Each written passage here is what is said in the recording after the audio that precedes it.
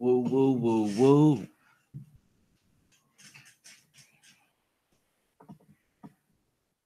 Back with another test.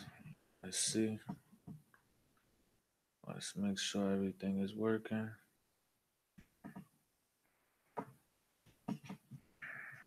All right. All right. All right. Okay. Okay.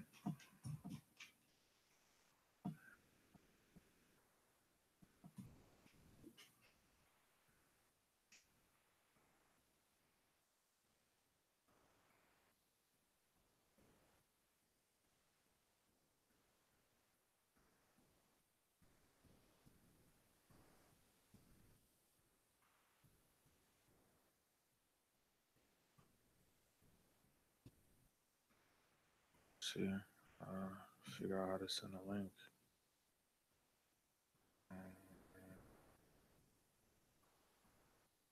Send the link. How the fuck do I send the link on here? There you go. I'm fucking stupid as shit.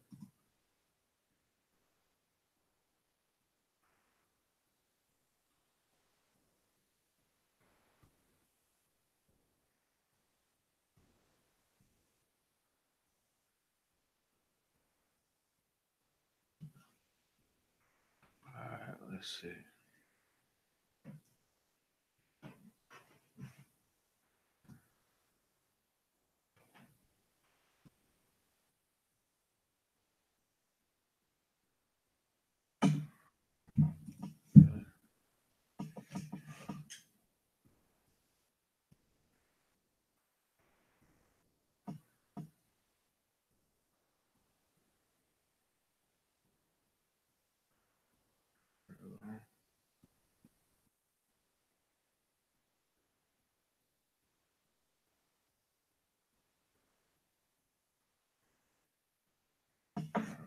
Let's see.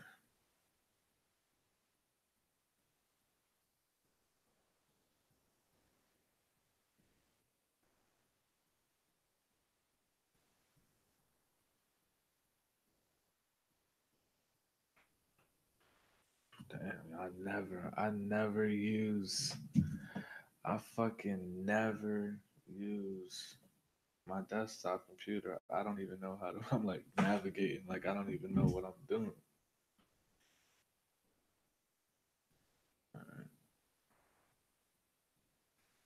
Like this shit is foreign.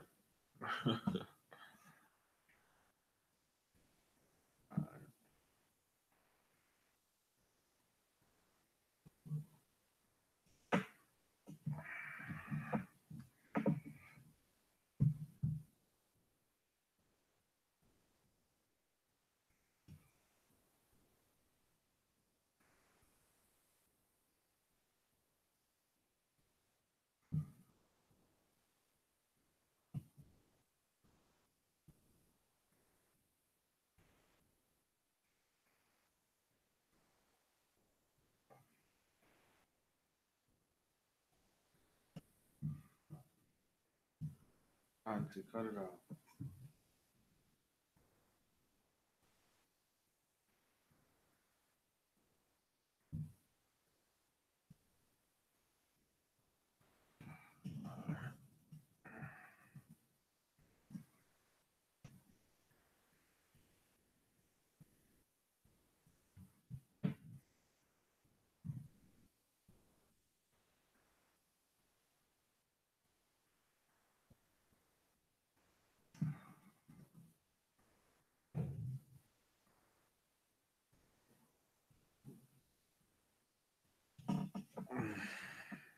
All right, let me see if I'm live on my phone. See what it is, what it ain't.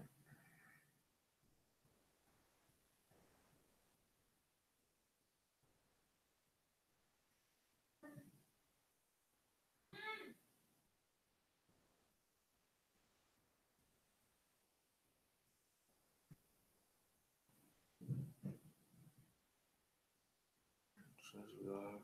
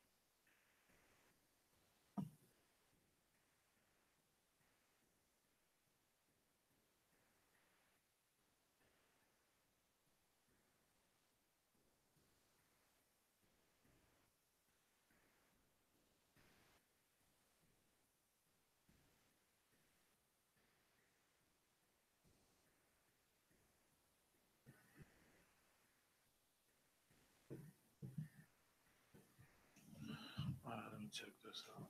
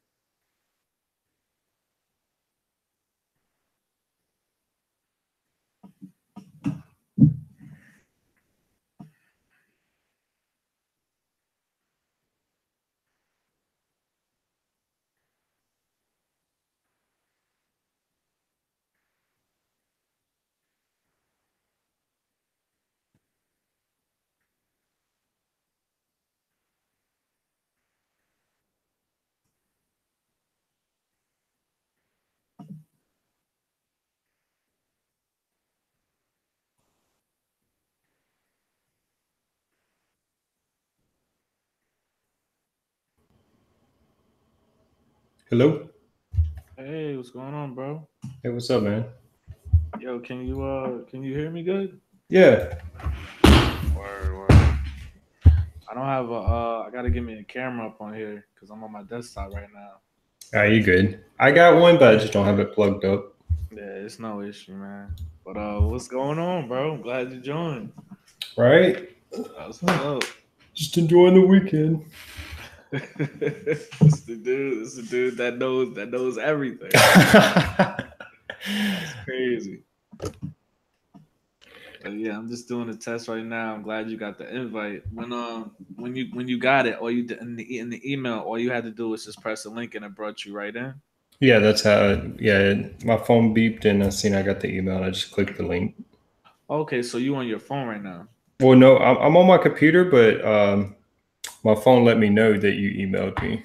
Word, word. Now I got a question. I don't know if you would know this, but if I was trying to send an invite to someone and they were using Google Hangouts on their phone, would it work the same way? I'd assume so. Right. Like it's as long as their email. Well, if they have the app, I would assume the app would just let them know. They'd get a notification from the app. Right. But if not, if their email, if they have notifications on their phone, they should be able to see when you sent it to them. Right. Right. That makes sense. Okay. Yeah, cause I want to get a couple people up here, man. I got like another dude that makes videos on YouTube. It's just I try to get like content creators, so it's like it's not just like people that really don't know what's going on. You know what I mean? Like, so it's like it's a real conversation. You know what I mean? So, are you thinking about like posting these online? Like, what's long Um, term plan? Well, right now I want to do a live stream show, and because I make music too, and a lot of the people I know we make music or we like real big music fans. I want to title the live streams. I want to title it "Real Rap" and just do episodes. You know what I'm saying? Okay. And yeah, like, and we would just do just people, it's like barbershop or just real life conversations, like and then did you see with this Roseanne thing that they're talking about? They're talking about rebooting it, but just using a different character. You know what I mean? Like Oh my focusing on the god. other character. Did you hear about that? So I heard someone joke about this because the original show ended with is it John Goodman, the Right, dad? right, It right. ended with him dying, and You know what's so then crazy? I never even really paid attention to the first one. I didn't know that. Like the first, yeah, like I think it ended with him dying. So the show ended that. But when they rebooted it, they like played off it, act like it didn't happen, oh and wow. then someone jokes was like, well, they could just kill Roseanne off and keep the show. Right, right, right. So wait, John Goodman is in the reboot? He's in it, yeah. Oh wow, I didn't know that because I've seen him in like a lot of movies since, and I didn't I didn't see the reboot at all, but I know what's going on with her and everything. That's crazy. Yeah, he's in the reboot. How did they do that? Like, you know what I mean? What the fuck? That's crazy. They killed the dude and then just pretended. That reminds me of like Family Guy or something, right? Didn't that happen on Family Guy? They killed Brian, Brian. the Yeah, dog, yeah. that's I don't know how they do What that. was it? I think I can't remember the show. It might have been the show. It's like an old TV show, Dallas. Right. They went I through heard the of entire show. All this crazy stuff happens, and they ended the show where the guy woke up and it was a dream. that. Wow. And Was it a good like show? all the fans hated the Wow. show. Is it a good show though? I mean, I've never watched it, but it was popular Okay. when it was out. That's crazy. But yeah, it's like some Mandela effect type shit. Like that's insane. Like that's insane.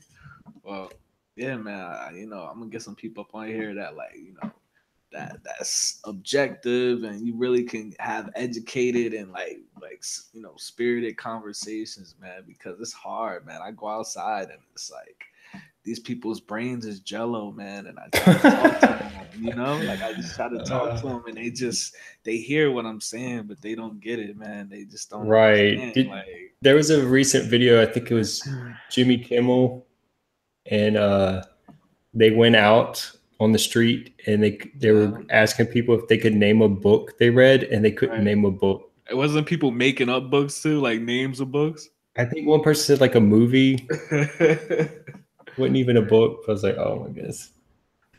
No, that's crazy. I don't really read like that either. I'd rather watch like a documentary. Like I'm like a, I have to physically see stuff a lot of times for me to get it in. But Like a visual learner. exactly, exactly. That's just how Well, I suck you know at what? it. I read like I used to hate reading books because they would like force me to read stuff I didn't care about. Exactly. And then like after college, I started just picking books out that stuff that was like stuff I was interested in. Right. Right.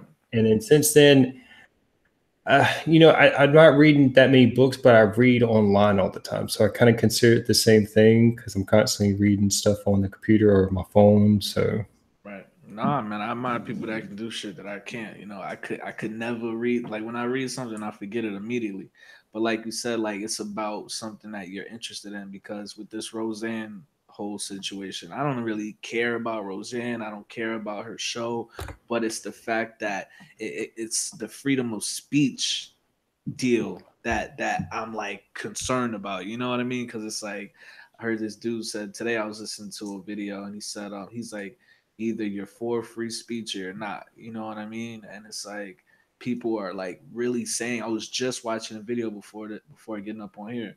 Where people are literally saying, you know, I don't like her. She's racist. She's actually not racist. They're using the wrong term or word. It's prejudice. You know what I'm saying? Like if you're gonna accuse her of really anything, you can accuse her of being prejudiced, but it's not racist because right, yeah, and like so she obviously was saying it to be mean right, and and kind of as a joke, right, but people are like so serious. right, It's like, man, like, okay, let's say you didn't agree with what she said. You don't have to watch her show. right. But it's Like, like for them, that's not an option. They're like, well, we know it's weird too. It's so like I've noticed. So we'll see celebrities like they'll slip and actually say what they actually think, and because it's not politically correct, then they have to come out with the apology letter for all the people they offended. And I'm like, right, I would much rather someone just be like, nah, that's what I meant. Like toughen up. Like exactly, it's ridiculous. And then um, now you're seeing where it's okay, like, you have some that apologize, but then you have like that's not enough where they're like, all right, we gotta ruin this person's right, life. We gotta call them names. We gotta get them fired. And I'm like, I'm actually more offended by that than whatever they said originally, right. And you know, because what they said was just words, and right, those words didn't like really affect anyone. right, But what they're doing is actually affecting people's like lives. right, exactly. And you know what's so crazy, man? This perfect example is I remember I remember on Seinfeld, like I started watching Seinfeld a couple years ago, like, and they used to say "gay" in Seinfeld. You know what I mean? Like he used to joke around. He was like, "He's gay." He's like, there's nothing wrong with that. There's nothing wrong with that. And now you will never hear they say the word "gay" on TV. You know what I mean? Like just like it's crazy. It's crazy how like when I was growing up, man. I'm 27 now, but when I was growing up, it's like everything was like it was be tougher, you know what I mean, like be don't be soft, and now everything is like like everything is you got soft. you It's got a safe backward. space, like Yeah, like you got to be politically correct, like even as at all times, you know what I well, mean. think of so if we went to like hip hop, Yeah, even hip so, hop so, so games like so like Eminem, yeah, right. he said a lot of stuff Dude, just to be offensive, just to make a point. It's like, look, you need to lighten up. You're too serious. He's it's just music, it's just entertainment. But I think it's like that, and then like even comedians, I'm like, what does a comedian do now? Because that's all their jokes is stuff that's offensive. Like they exactly. make light of stuff that people take too seriously. I don't know if you're aware, but there was a period where when I think it was Bruce Jenner came out and she changed whatever that nigga said. It changed his name. Yeah, right. That Shim. It changed his name. I mean, it changed this whatever. It went through that whole thing, the process, and comedians were making jokes about Caitlyn or Jen. I'm gonna call him Bruce. That's Bruce. He still got a penis. I'm gonna Yeah, call it Bruce. yeah, yeah. It was Just call him Bruce. yeah, and comedians were joking about it, and then like people were like, they came down on him, and then comedians completely stopped joking about it. I'm just like, who is in charge? You know what I mean? Like, who is handing down this narrative that like, okay, this is what you're allowed to do in society, and this is what you're not allowed to do in society. At this time. You know what I mean? What's even funnier is he's not even for gay marriage. Who? But Bruce Jenner? yeah, he's like he's not for gay marriage, but he wants to be a woman. That's what he said. Yeah, and it's like okay, well this is weird. He's not Uh, for gay marriage, but apparently he's in a relationship with another tranny. That you know what I mean? it's just so confusing. I don't even like bother to like try to figure it out. Wow. Well, like what's funny too is like it's like yeah, only maybe a decade ago we would just call that person crazy.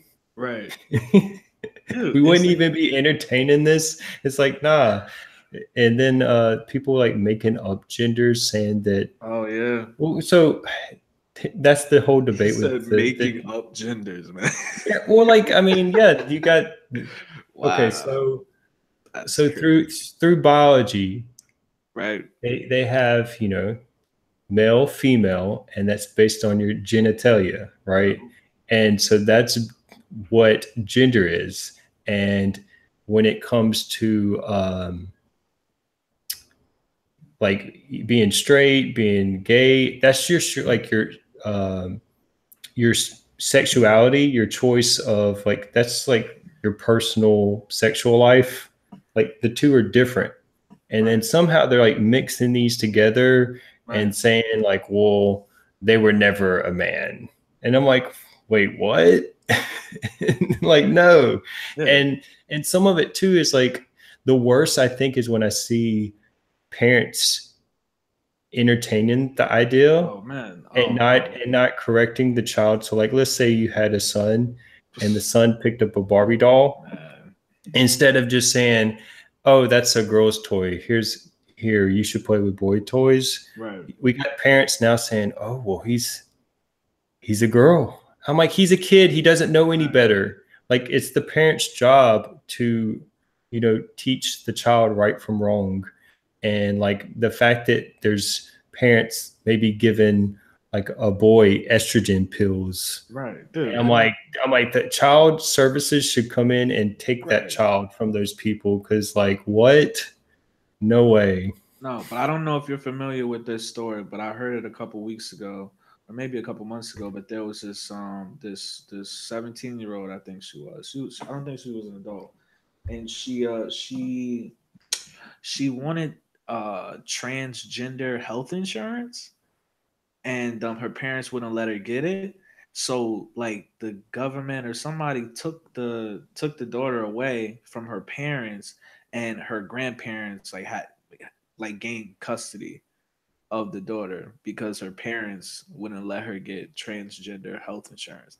And I'm just like, first I'm like, I didn't even know transgender health insurance was a thing. Like, you know what I mean? Like, Yeah, I I don't know enough about that story to yeah, even have an opinion. That you just sounds wild, though. gotta look into that, man. I was like, what is happening here? So here's one that's like the big example that makes me kind of against it.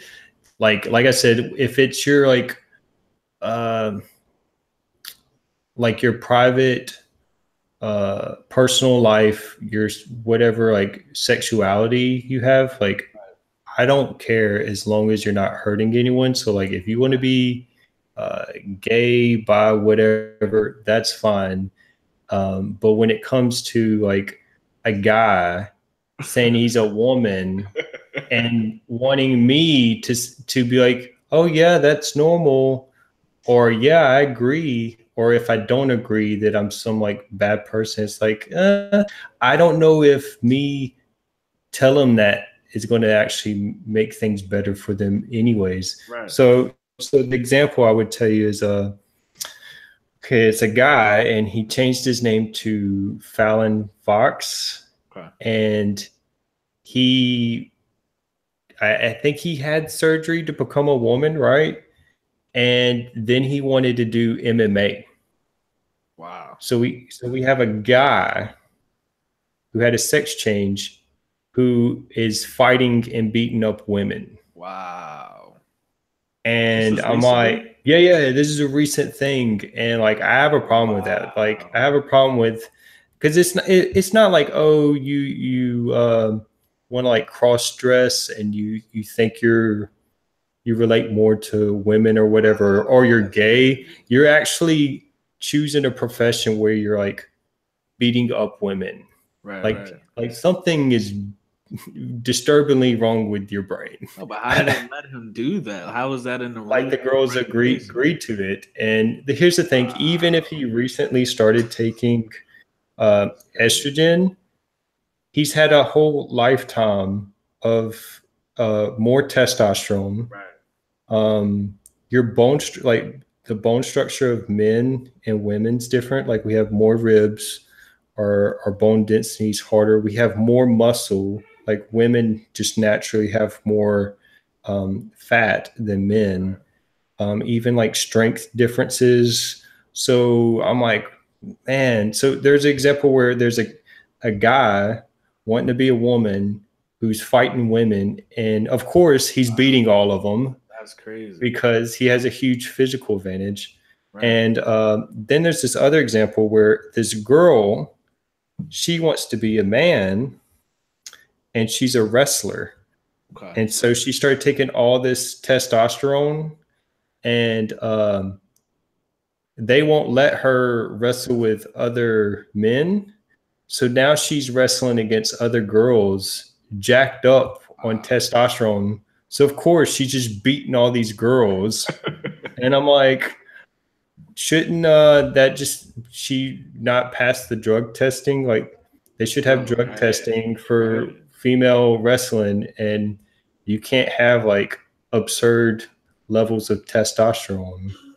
Bro, we live in a country where a guy can just literally cross dress and get a Woman's Courage of the Year award. I think that's a disrespect to all real women. I'm gonna be That is. honest. That I'm is. gonna be honest. Facts. Like But you know what's so crazy about that? Women you don't can't say even. that. You can't say No, that no, not publicly. even that. Women don't even take it as disrespect. They're brainwashed and programmed that they think that it's empowering for some No, I reason. would I would argue that women are probably just as bothered as much as we are, but we live in a culture where they can't publicly say that, or they would get shunned as like they would be called Man, like bigots or whatever name they have I wish for they people would that come don't. out. I wish, either the celebrities or just more regular females in general and just say, "Yo, we're disgusted with this. Like, we want to be feminine and we want to be acknowledged for being feminine. Like, you know what I mean? Like, like, I don't know, man. It's wild. So I would say um, the great thing about the internet is now everyone has an opportunity to have a voice and reach similar people, like-minded people, and like right, you can build up a community. So like for example, in music, you could make music from your house, and if um, you could potentially do stuff on your own. Like you don't need a right, record company, or these people on YouTube. They don't need a cable network oh, to become successful to make a living. Whatever it is, like let's say you love Pokemon, you could just make Pokemon videos, and people that like Pokemon can find you and like you can build a fan base through that. Right. That's the positive of the internet.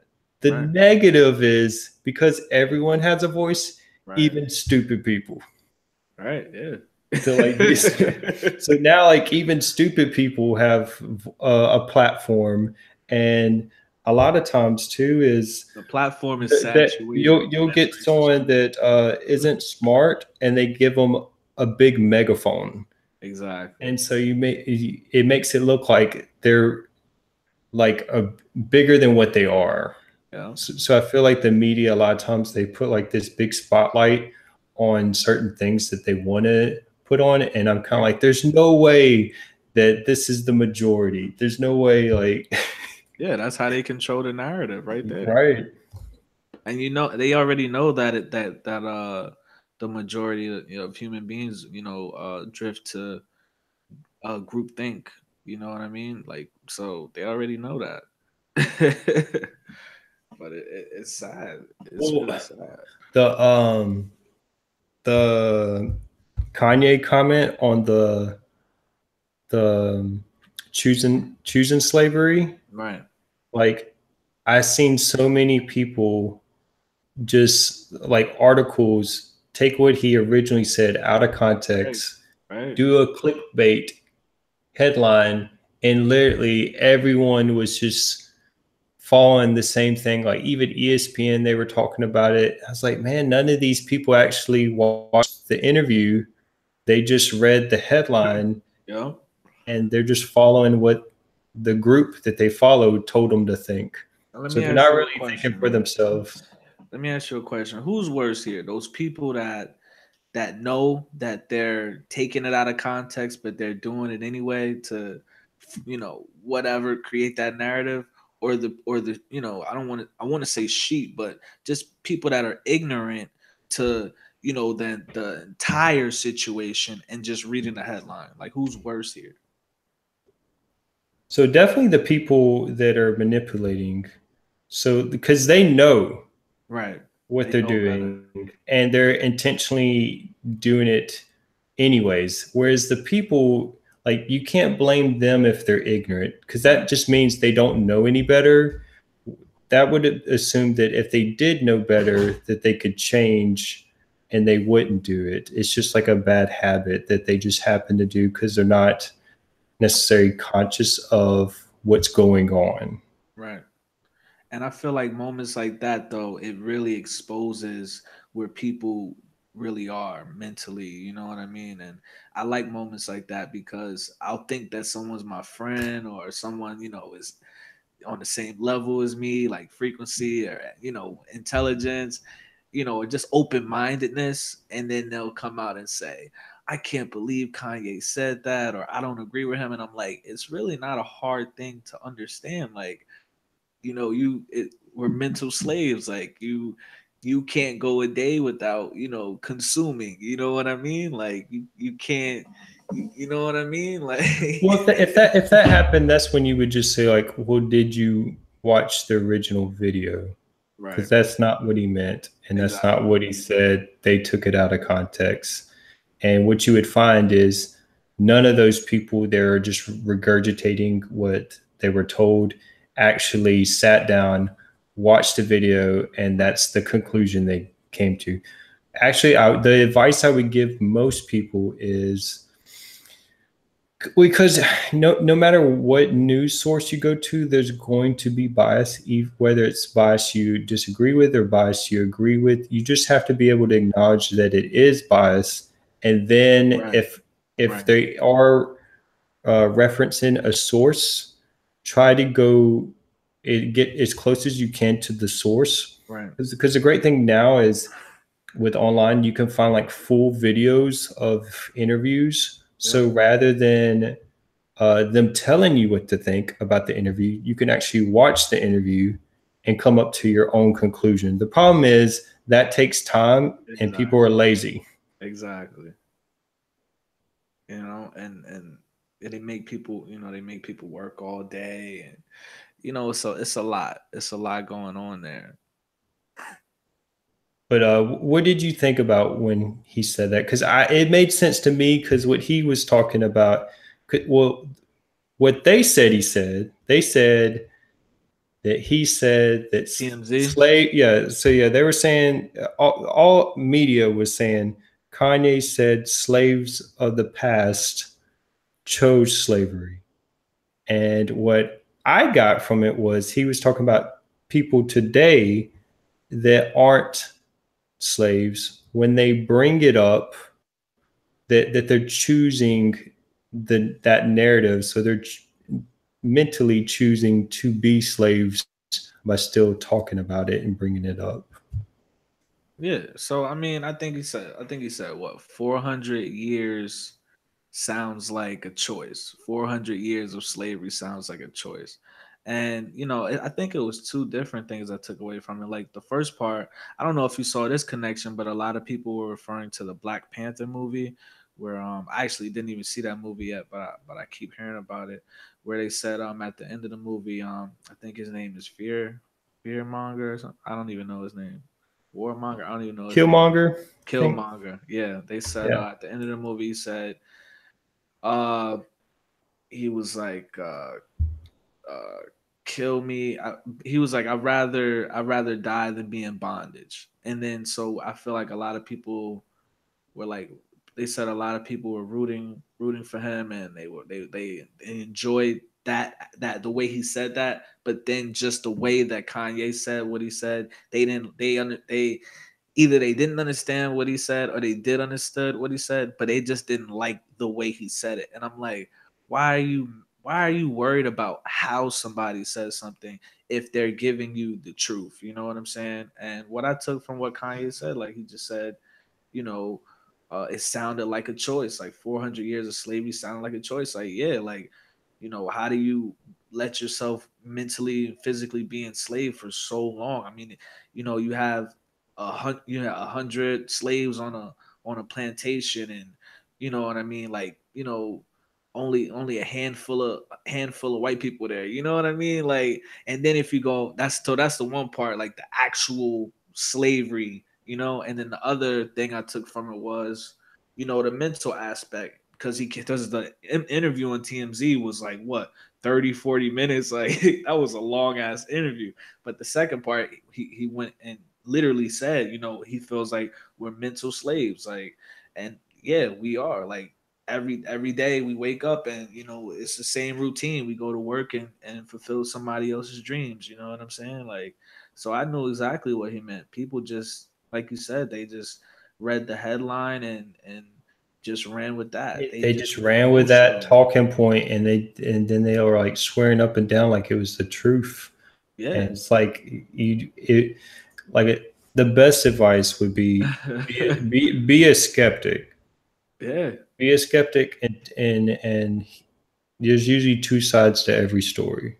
And So they if were just you, so emotional, man. oh man, It was so much energy invested into their own ignorance. You know what I mean?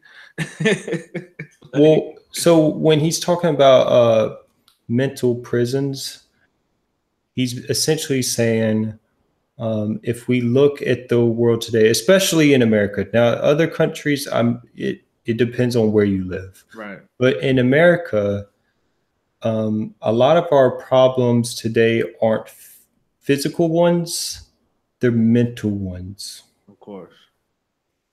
So a lot of the problems people have, it's stuff in their mind.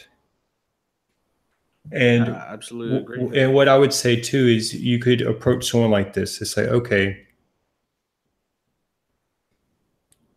if you think everything is okay right now, then you have no reason to change the way you think, because the way you think has gotten us to this point. Right, Now, if you don't agree with that, if you think, hey, things could be better, then you have to change the way you think. And so when he's talking about people choosing slavery, that's repeating the same way of thinking over and over and over. right, And he's saying maybe you should change your thoughts if you want the future to change. right. And I think I also heard someone say this, that of course there were people that wanted to think differently. There were people that wanted to, challenge the system, but they were outnumbered by the amount of people that wanted to continue that same pattern of thinking. So it just wouldn't have been in their best interest, you know what I mean, to go against the system, or however the situation was for them. You know what I mean? And that's how I look Right. at it with us. Like, we have people that can go on these videos, and like you said, we can see the bias, and we can just sense all of this stuff, and logically, think for ourselves and critically think for ourselves. But it's a lot of sheep out here, and it's like that's their army. That's the army for the bad people. You know what I mean? Like, how can we're speaking up, we're doing our job, but our fellow human beings that are supposed to be on our team, they're not listening to us. They don't trust us. They don't, you know what I mean? They not riding for us. Right. And the first people to speak up are going to get the biggest backlash. Yep. So, for example, Kanye spoke up. He took a Yep. lot of heat. But now, if someone else said the same stuff as him, it wouldn't be as bad. And then Right. so on and so on. Right. So, it's going to take people speaking up against the the norm and speaking for themselves. Is Yeah, I absolutely agree, man. All right, let's switch up topics real quick. Who's winning tomorrow? Are they in Warriors, Cleveland? Cavs. Are they in Huh? Cleveland? Nope. They're in Golden State. I think Golden State's going to have the momentum because the basketball is all about momentum. Right, of So the course. way Has that to. game one ended, it was like as soon as the fourth quarter went into overtime, it's like mentally they checked out because like LeBron, he's putting up like 50 points, he's going crazy. Like they're doing everything to win this game and Yeah. they don't win. So and let's one thing too is Durant had a bad game. Durant had the whole Warriors had a bad game. Dude, That dude, was a dude, Durant had a awful bad game. game. LeBron scores 50 points and you still beat him. I That's mean, demoralizing. 51 points, and he still lost because his own uh, teammate couldn't make a free throw. LeBron could have well, spotted him a free throw. so people want to focus on the free throw. They want to focus on Right. J.R. Smith, but there was plenty of times before then that Yep. other people missed shots, and Yep. there was plenty of opportunities in overtime for them to Right. win. It's just those are the parts we've remembered the Right. most, and you're going to want to blame something. Right. But oh man, Dude, that like ending was so stupid. uh, it was entertaining, man. It was the That was memes the were great. The listen. memes, oh my That, god. I've been watching basketball for a long time. That might have been the most entertaining basketball game. I mean, it was a bad game. I mean, it was a really bad game as far as like, performance wise, but the level of entertainment was amazing. Like, it was. I told my friends, I was like, this is the first game in the entire playoffs that isn't a blowout. Yeah. Like it was a And close game. yeah. And the Warriors were literally hanging the game in front of the Cavs the whole time, man. It was crazy, but I'll be honest, I don't think the Warriors can play any worse than they did. I think they shot 20 something percent from three-pointer. Um They didn't give Clay the ball enough, in my opinion. and There was Clay was playing too. there was a I noticed Curry and Durant were dribbling too much. Like Right. they'd take the ball down, they were dribbling like half the shot Right. clock, and like Clay would just be sitting on the corner, staying still. Right. I was like, man, like they need to pass, run a play. There Right. was a lot of just dribbling, and then they were shooting tough shots. So I think they could definitely play way better than that game. Oh yeah, I think in my opinion, I think they're gonna sweep the Cavs because after a loss like that, and on top of that, the Warriors are played awful. I don't think the Warriors can play any worse Well, than you know what? I'm, that. I'm not a fan of LeBron because of his fans. Like I hate his Right, fans. right. But this playoff series, like he's played out of his mind, and so I think they get at least one game at home. So I think I would say I five, mean, look, five games. when I That say, could, especially if they don't have Iguodala, uh, yeah, because they don't got anyone to stop see, LeBron. when I say sweep, I'm being hopeful and I'm being like extremely optimistic because I know the referees are gonna come into play in one of these games, maybe two or three of these games. You know what I mean? Like I know the refs are gonna interject, and I know they're gonna give the Cavs one or two of these games. I know Well, that it's all about money. They're gonna want more exactly. games. They're gonna win a lot more games, unless like LeBron's team just plays horrible, Listen, I don't which see. is which is possible. It's very I possible. didn't even understand. And you know what really pissed me off, dude? I mean, I watched the fuck out that game. Why was Steph Curry guarding LeBron James like the majority of that game, man? Like, how did Steve Kerr let that happen, man? Like, you know what I mean? Like, was that on purpose? No, so You know what I so mean? so LeBron was doing it on purpose. So what they were doing is because they're playing one on one, Right, and what he does is whoever Curry's on, he has them run up to him to do a pick, right. and they're not Switch. transitioning off their picks. Right, So they should be flipping over and staying with their man. right. Instead, they swap guys, and Curry ends up. LeBron did it to Boston, Rozier. Yep, He kept that's doing he true. kept That's he true. kept doing it, and Rozier's True. guarding him. I'm like, man, just take Yeah, Rozier off the court. He's like 6 foot trying to guard LeBron. He can't do it. yeah. The only difference was Curry did okay. He did okay guarding him, I I think the thought, only reason as why much as he could. I think LeBron was just missing jumpers on Curry. I think LeBron was getting some clean looks on Curry, man. I mean, he was towering over him and he could just push Curry. And another thing that pissed me off, I'm just like, why is Steve Kerr like not telling them to go over the screens or just put because I think Curry was on JR and he kept getting the pick and roll from JR. But why didn't he just like put Clay on or anybody else on J? Why didn't he make that adjustment as a head coach making millions of dollars? You know what I'm saying? I'm like, why? I'm like, we're at home watching They this. probably You know what I didn't do mean? it in game, but they'll do it in game two. That's a lot of times the adjustments happen. They don't happen in the same game. They happen in the next game. That's If astonishing. if it happens in game two, then you definitely have reason to be complaining. Because yeah, I agree. I saw that too. I was like, man, they're doing the pick and roll, and they're not swapping. Um, what else was it from the game? What do you think about this stupid rule in the paint? With the you can't stay in the paint for so long. What the defensive 3 seconds or something? Yeah, because now what it does is whoever takes the ball out. So like, let's This say is a LeBron. brand new rule. Yeah, it's like some new rule with the paint. So like, LeBron. Let's say he comes down the court with the ball. All his teammates they just run to the 3 point line. So there's no one in the paint, and then he just runs in and lays it up or dunks it. I don't even know. I've never even heard of this new The rule. defense cannot be in the paint now. They have it now When, where the defense when can't. they're taking it out of bounds? No, they just can't. Like when they're defending, they can't really be in the paint. So when a guy drives in, it's usually open No, for him to drive in. no, I gotta Google this.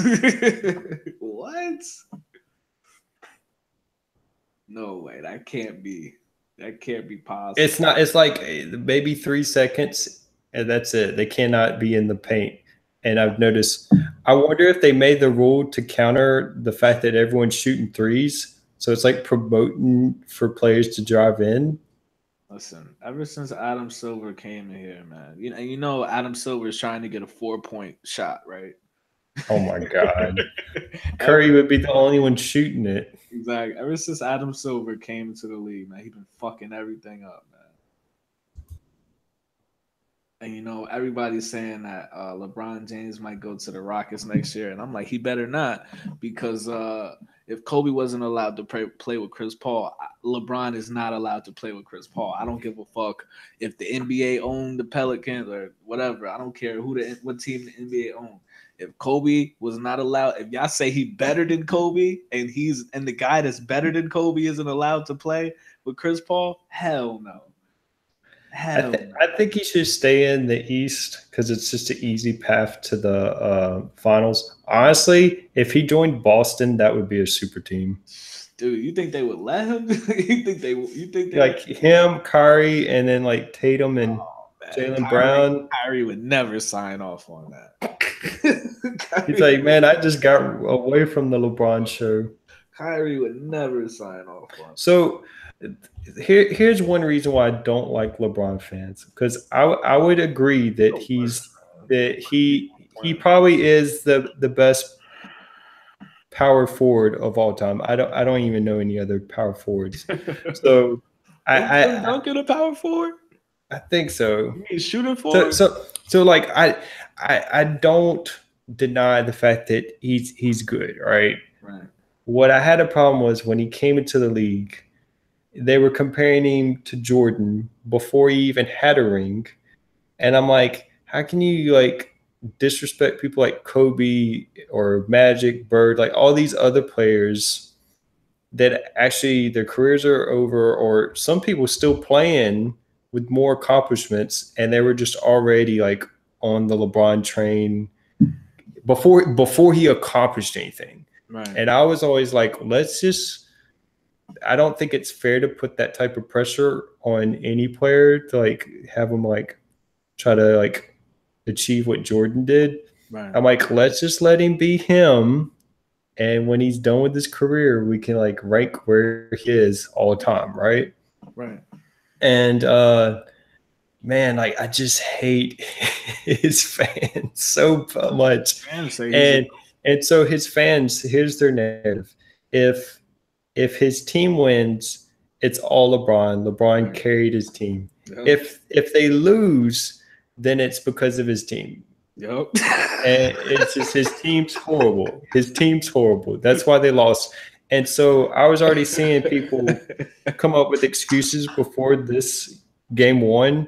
They're like, oh, LeBron against 5 people. And I'm like, he has a team. I'm like, they say 4 Hall of Famers. Dude, so here's the thing I said. Hall of Famers. Here's the thing I said with LeBron. I'm like, dude, for him, he gets, whether he scores 20 or 40 points, he has to have 2 to 3 players score 10 points or more, right? Double digits. Right. If they don't do that, it doesn't matter how good he plays, they lose. Right. They did that enough for him to be in the finals. Right. And you're going to tell me he has no team. I'm like, come on. And I'm like, that's exactly why. Then when he wins, he magically has a team. I don't understand. No, he don't have a team. When he wins, it's just him. He carried because he's so great. And he carried himself. I'm like, this is exactly why Kyrie left. Right. Because when they win, he gets all the glory and they don't give anyone else credit. Like, and Kyrie made that shot. Dude, that helped them win. Yes. Top liver. Yeah, he made the shot, and LeBron gets MVP. He's the one that won it. And I was like, man, if you're a LeBron fan, when he wins a game, you need to give his teammates some props. Otherwise, they're not going to want to play with him. Exactly. Like, I wouldn't want to play with someone if I had a really good game, and then everyone's like, oh, your teammate carried you. Right. Won the game. Like, you see what I'm saying? Like, it creates like this toxic environment, and you can see it. You could see it on all the players. They're not happy to be on that team. And if you look at it, man, if you really look at it, they're praising LeBron for what they demonize Kobe for doing, ball hogging, because that's all LeBron is doing, in my opinion. Well, you know what? No. He does pass. That's how he gets the triple doubles. He does pass. I would say if we're going to talk about ball hogs, James Harden and Russell Westbrook. Those are the biggest But ball I'm gonna hogs. tell you honestly, they do the same thing LeBron do. They run that 1-4. LeBron's at the top of the key, dribble, dribble, dribble, and everybody else is waiting outside the 3-point line. And then I LeBron know they I just know they do passes the the same defender thing, and but then dishes the difference is it. he will pass it. Harden will never pass Oh, it. listen, Harden's like, listen, you guys don't pay me to pass. That's why you guys brought in Chris Paul. Oh Let's my be. goodness. So But I noticed, so if they don't have Chris Paul, they like when he was out, yeah. they don't have a closer, someone to finish. And how is that possible when James Harden is about to win the MVP? You know what I mean? It's because the reason he's about to win MVP is because he was scoring so much. But I'm like, it's because he's the only one shooting. Yeah. And all he does is he gets at the top of the key, he gets everyone out of the box because of the stupid new rule. So no one's in the paint to stop him. All right. So Uh, and he backs up really far and he gets the guy guarding him close to him and he just runs past him and lays it up. yeah. He either does that or he does the step back three. That's his two And moves. that shit looks like a travel half the time. I'm not even gonna lie. That Dude, shit it looks is. like He's a like travel. shuffling his feet. What's Swear to going God, on? I tried to do that at the gym when I play basketball, and I feel I'm like, okay, this is illegal. I shouldn't be allowed to do this. Well, it reminds me when someone's driving in and they do like the hop, Right, right, like they jump in the air and then they jump down and they're still holding the ball. right, right. It's kind of like that, but he's doing backwards. Yeah, yo, wow. But yo, I just want to get back. I want your honest answer on this question, and I'm just I'm asking you because you're a logical specimen, right? Okay, Appreciate it. LeBron James, because this is the narrative. LeBron James is the best basketball player in the NBA and in the world right now, right? So that means every other player in the NBA, falls after him. You know what I mean? So if LeBron James is the number one player in the NBA, why? So that means he's better than Curry and Durant and Klay Thompson and Draymond. If he's number one, why does he? Why can't he? You know what I mean? Beat those players if he's better than them. You know what I mean? You want to know why? I want to know why. Because he has no defense. Wow, a lot of people would literally hit you. He don't. He don't. Dude, he don't. You know why Jordan was the best? You gotta say your Twitter after saying something like that. Because he was Jordan was the best because he was all-time scorer, Yes. all-time stealer, Yes. and like defensive player of the year. Yes. So lot you know of what times. you know what he would do? Whoever the best guy was on the other team, he'd guard them and he'd shut them down. And So that's so hard. so like the problem is the way LeBron plays, he does a lot of he don't have a post game. See, like Jordan evolved, so Oh, he would post up and shoot, meaning he would save his energy on offense, so he had the energy to defend. wow. LeBron does a lot of running and driving in, so Right. he don't have the energy to also defend Right. someone like Durant or Curry. Exactly. He's not efficient with his energy, and he hasn't evolved his game to where he could play like Kawhi Leonard, who's good on both ends of the field. Because I'm telling you, if he had great defense, he would just say, "All right, I'm guarding Durant and I'm shutting him down. But wait, do you If y'all remember gonna beat me, you're gonna have to beat me with someone else." Do you remember a couple years ago when they said he was working with Hakeem? I think they said, or somebody on his post moves. What happened with that? He's got a nice fade, but he still runs in a lot for Yeah. layups and stuff. And I'm telling you, that's one reason why he gets tired a bunch. He is playing a lot of minutes, Right. but I would assume the way he plays, he's not efficient with his energy, and he has a lot of muscles, so you're quicker to have lactic acid. So someone like Durant, he's like skinny and lanky. He's not going to get as tired as quick as someone like LeBron does. Right. The one thing LeBron's good on defense is fast break. He's running behind a little guy and he can block him. Right. That's his only defense. You don't see him stealing. You know what I mean? Like you don't see it. It Yeah. don't happen. And so that's the main thing. And they He's hail him as just such a great defensive player, and it's no, like, no, where no. He's is it? not. I don't understand He's what you not. guys are seeing. If I'm thinking defense, I'm thinking Kawhi. I'm thinking Iguodala. Yeah, Maybe Klay Thompson. Um, those are like defensive players who also can shoot. that's a great point you said about posting up to reserve your energy, man. Because That's what Jordan did. When Jordan was young, that's such it a was a great lot of running in, dunking.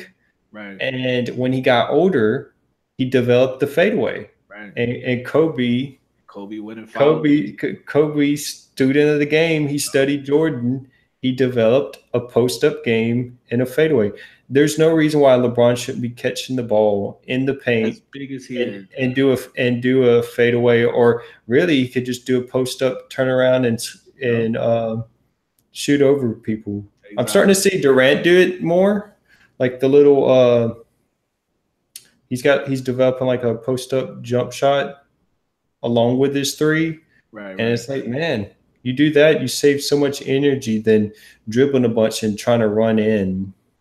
exactly. A I lot mean, of a lot of his offensive plays, they're he's using a lot of energy. He would be better off either catching it in the paint on a post up, or like Klay Thompson who does like a pick and roll, yeah, or catch and shoot. So like he does a pick and roll, catches it, he's wide open, shoot.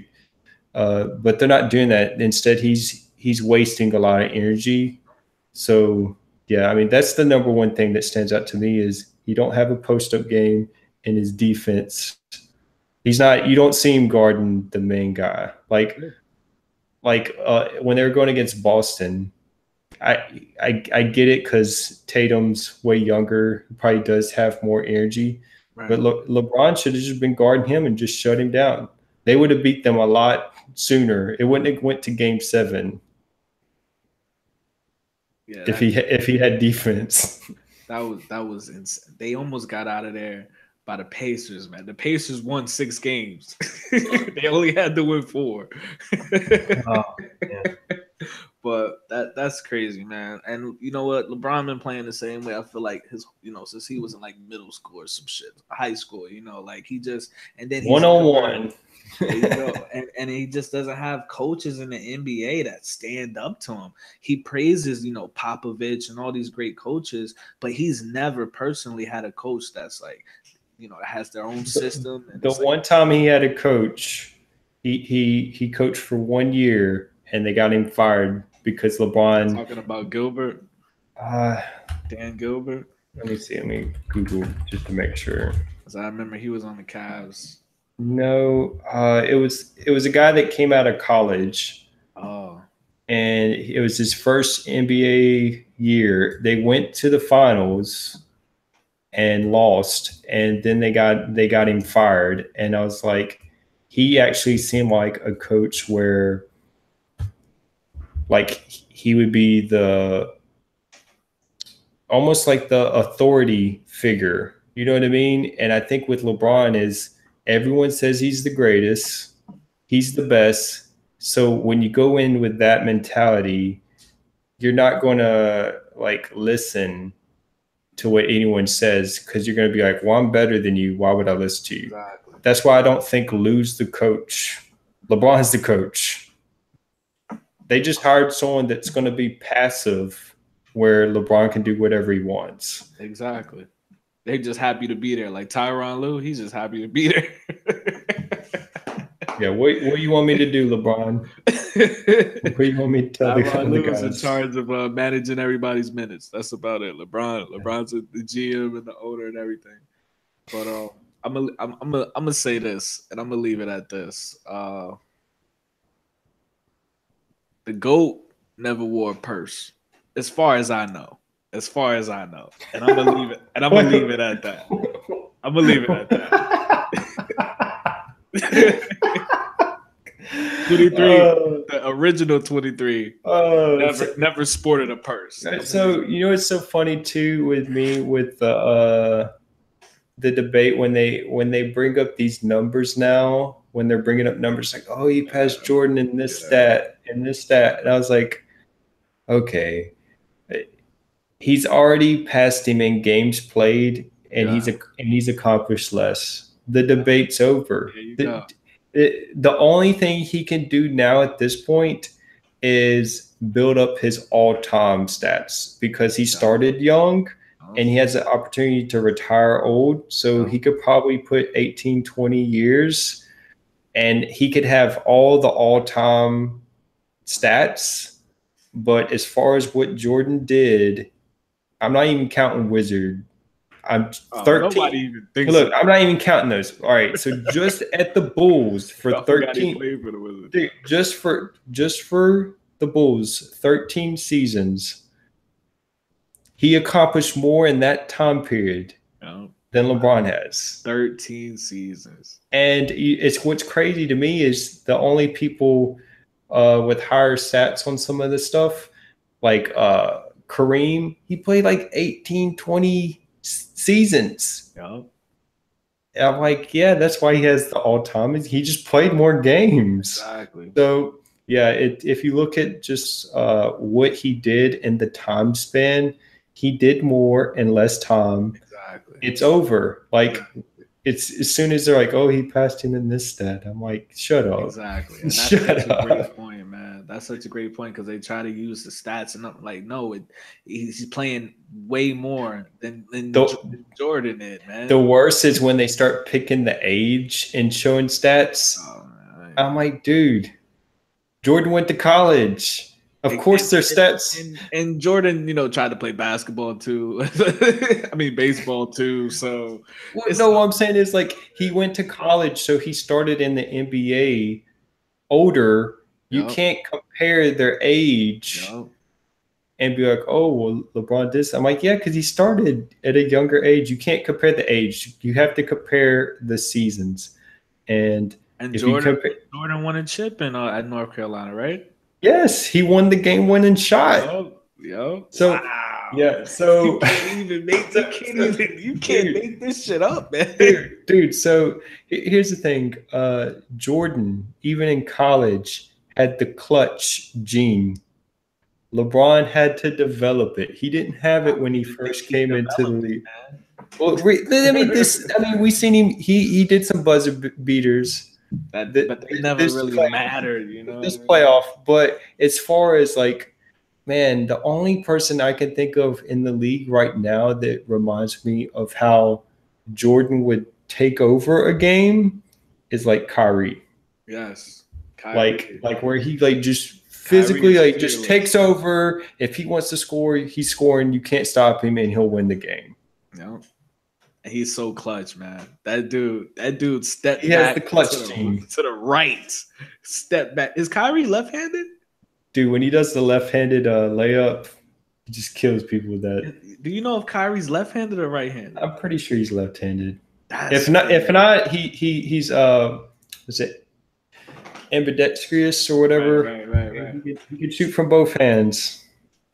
Oh man, he just stepped back to the right. That's hard as hell. I mean, maybe it's easier for a lefty, but he stepped back to the right on Curry and just banged it right in his face. Dagger.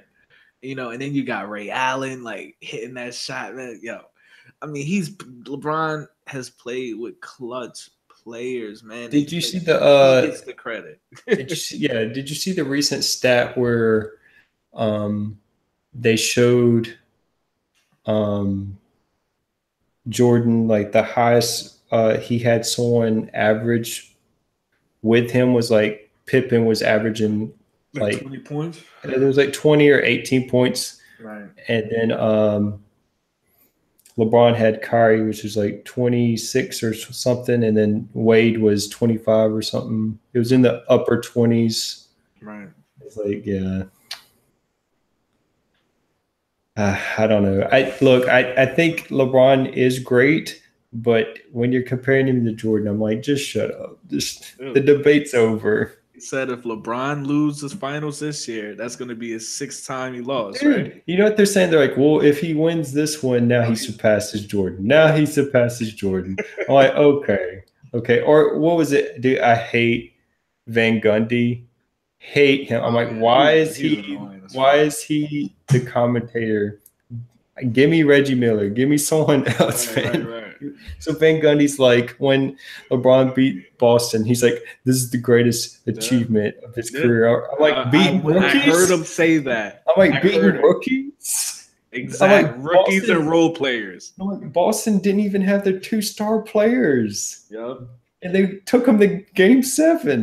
the narrative Get is out of here, the Van narrative Gundy. is if LeBron beats the Warriors this year, he's on the same level as Michael Jordan. That's the narrative right now. And I'm just like, how is that fucking how is that possible? How? You know what I mean? Like, do people realize Michael Jordan had to beat the Pistons and he had to go through so many good ass teams, like real People, teams. people forget how many Hall of Famers don't have rings Because of Michael because they just so happened to be in playing when Michael Jordan was Jordan. playing. Yo. And I'll be honest, I never Like really like watched Michael Jordan. I never got to see him because I was born in '91. Jordan won his first ring in '91. Like, I was a yeah, fucking baby. I was born in '88, and my older brother he had like everything Michael Jordan. Wow, He had like all the cards. He had all they had these like documentaries on VHS. Dude, that's what's the up. documentaries, I'll have to find them on YouTube. They're so awesome. That's what's up. Like you watch the documentaries, like man, I want to play basketball. Right, like, right, like I want to go out right now and start playing. right. Like And there's no way that's you can't crazy. watch it and not be pumped. And so like when I see like people on ESPN like talking, I'm like, man, like have y'all forgot? Like Wow. like what's funny too is the league's just not the same. Like it's different rules.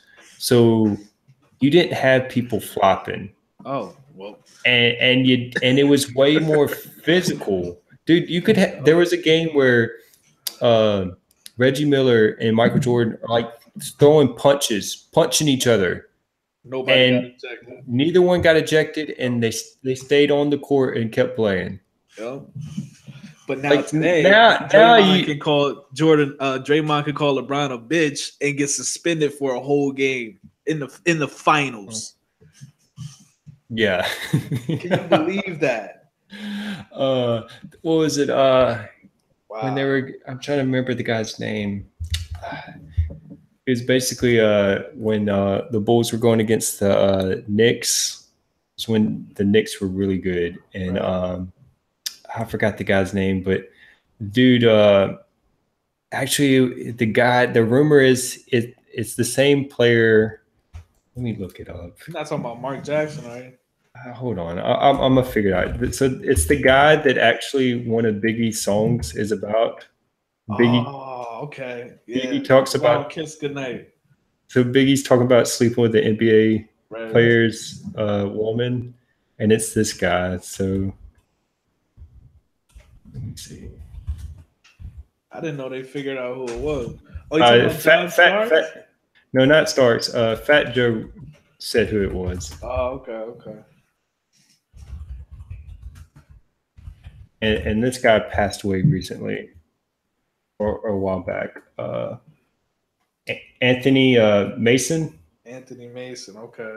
Okay, so He looks like he'd be a victim of some shit like that. so Anthony Mason was like bullying Scottie Pippen, and Okay. so like Jordan got in his face, and it's so funny because they're not showing what they're saying, Right, but you right, can read their lips, and right, in slow motion you can see Jordan just go fuck you. Like straight up, it's like there's no way, like that's what he said to him. Dude, And the I, refs are standing right there, and it's like oh, okay. dude, I was watching a documentary or something the other day, and it was when Jordan was going against the Suns, and Charles Barkley. And that one game, I don't know if it was the game 7 or whatever it was, but they said that Jordan was hanging out with Charles Barkley, and he bought him like an expensive ass watch or some shit. And then the game came, and they beat him. And then after the game, they were like, why were you so friendly with Charles Barkley? He was like, well, I was only friends with that fat fuck, so I could, he wouldn't guard me as hard or some shit like that. Like he literally said, did you hear about that? Dude, that's all right. So Van Gundy, he hates Jordan because he Man. coached the Knicks, and Wow. Jordan was notorious for taking the Knicks players that were like a big fan of him. He would take them out the night before and and give them like steak, and he like get them drunk, and then the next day he'd like kick their ass. Wow. See, like I didn't know. I wish I was born to watch this dude, because this is a ruthless part. This person is ruthless. Like mental warfare. Like, there you go. Like that's some gangster shit right there, man. Dude. That's awesome. And then I never seen Jordan play. Like I never got to really, really, really watch him play. But when I look at this NBA now, I'm just like, this shit, it just don't feel like this is the best basketball that ever was. You know what I mean? You know what's crazy too is I hate the referees, how they can't tell like obvious like physics. So so when it comes to the flopping, so let me just break it down. So LeBron weighs 250 pounds, all right? Damn. For me to push him down, right? I not only would I not be able to do it with one arm, right. I'd have to lean into him for him to fall down. Right. I'd have to like use two hands and push, and even then, he probably wouldn't move, right? So we see other basketball players with one hand on him, leaning away, not into him, and he falls down. And they'll call like a foul. And I'm like, all right, man. Or like someone like Shane Battier, who's like notorious for just flopping all over the place. I'm like, man, I'm a grown man. When I play basketball, I never fall. You never see me like flying all over the place. Like, I don't even think I've ever seen Jordan flop. Like, it just didn't happen. You know what I mean? Right. Or man, let's see. Is there a chat box on here? I'm gonna send you some clips, man. Listen, I just made a documentary. Okay, I got you. I just made a documentary. I don't know if I could show this shit on YouTube. You think I would get a strike for this? Because I could screen share it, but I don't know if I would get a strike for it. I just sent it to me and I'll check it out. No, but I made a documentary. I called it Queen James, and I put together clips and the whole. You got to check this out. But he went from La Bum to La Flop to I need more help to La Diva now with all his these purses and shit. Someone's calling him. They were calling him La Suits.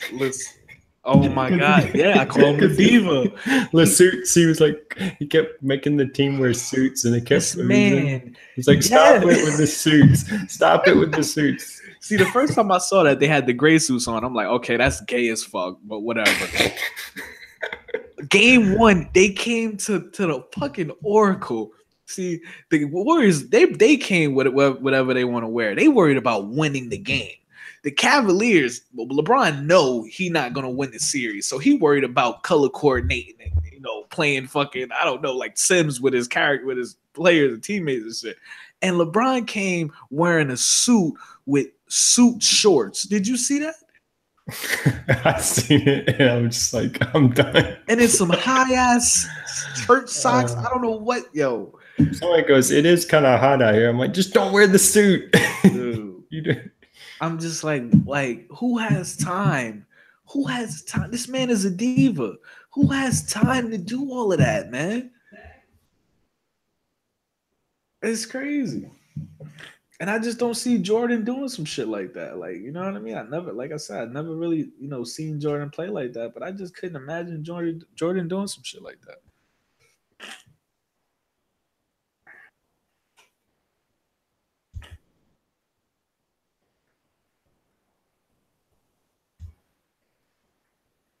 Yeah, if you watch the I'm gonna try to find a good clip of when he gets the Knicks. Like he's the man's everywhere. Like he's possessed. Like offense, defense, and it's like this is what we're talking about. Someone like completely just taking over the game, and And that's why they can get away with it, bro. Because nobody in this generation really saw Michael play like that. Nobody saw him play, so they can get away with that, and they know that. okay, this is actually off the one of the documentaries that my brother had on VHS. Can you see the chat? The where I'm sending these? Yeah, I'm watching the The first one, confrontation with McDaniel. dude.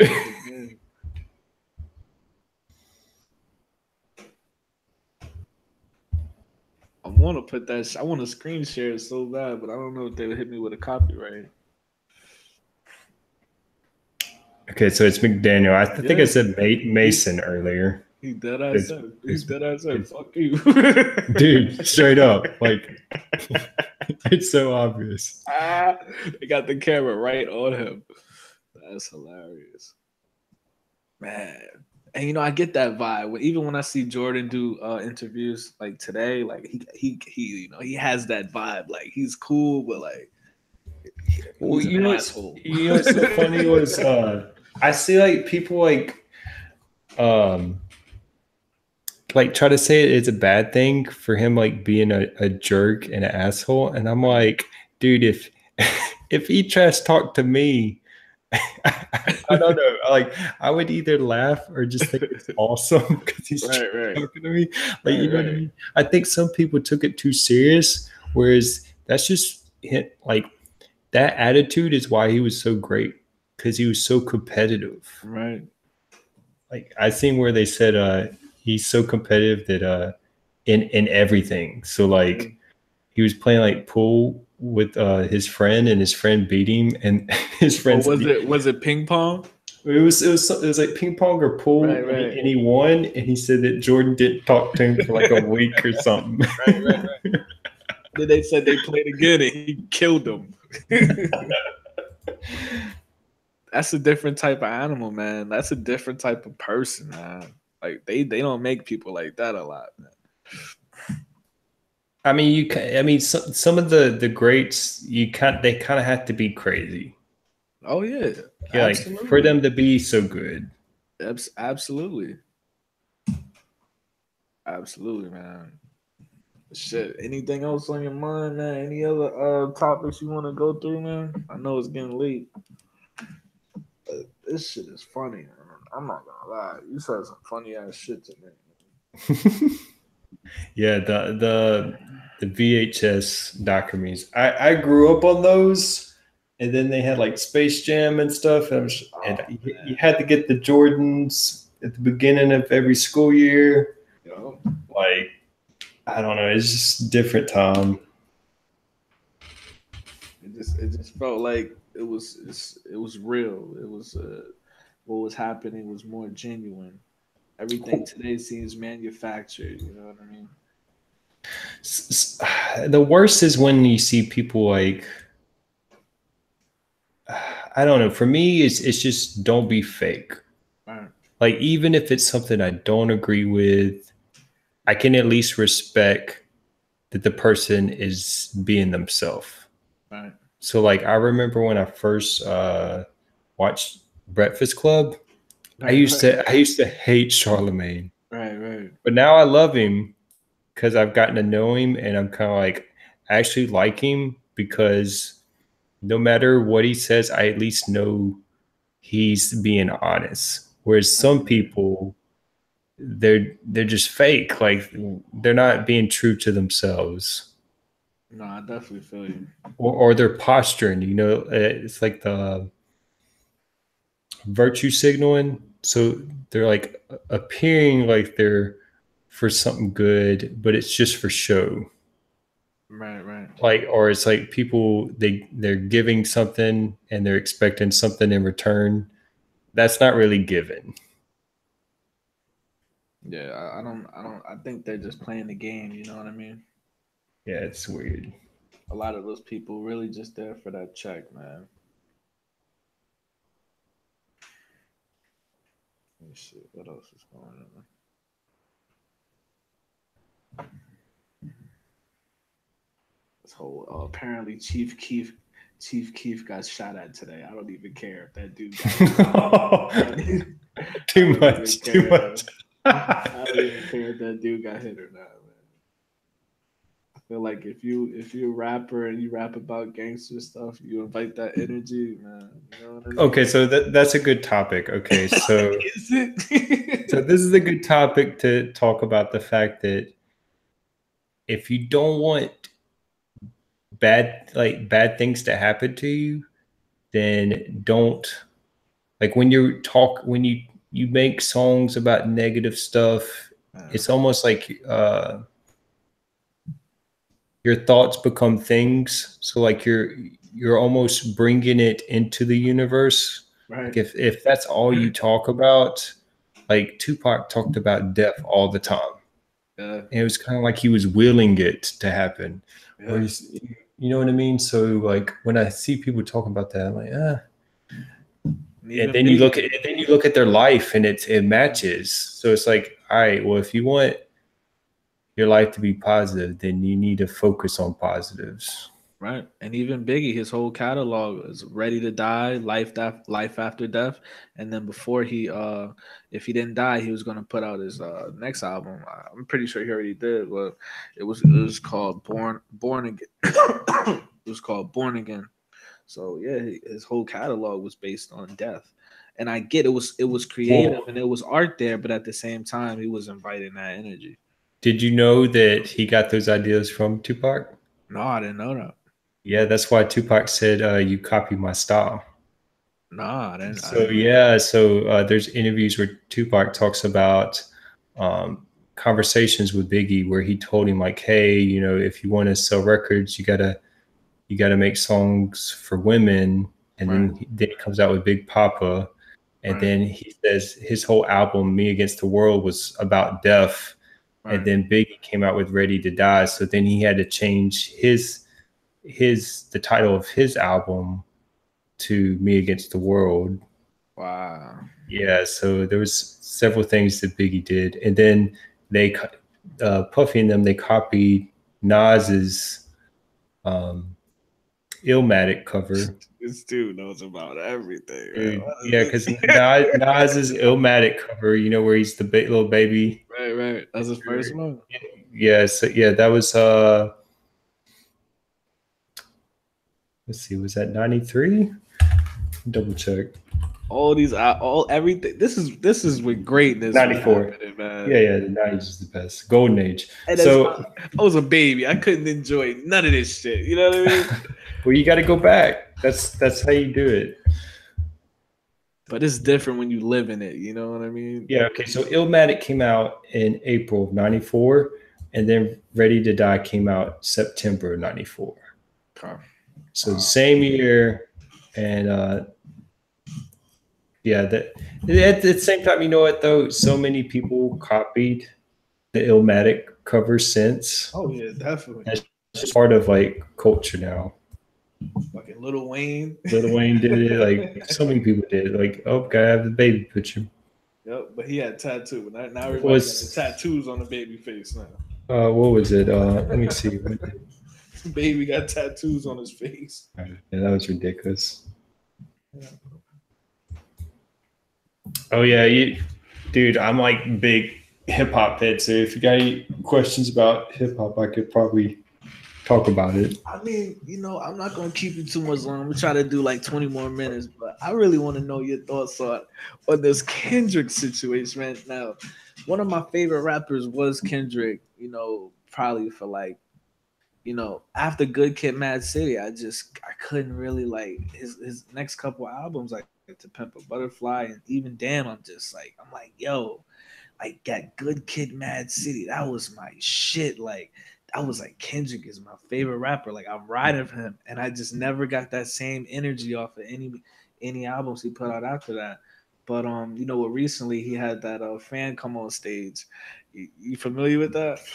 I cringed so hard, And I'm so just hard. like, what was that about? Like, It had to cause be a publicity stunt. Had to be like what the whole thing was like cringeworthy. So uh before I comment on it, I my favorite is Section 80.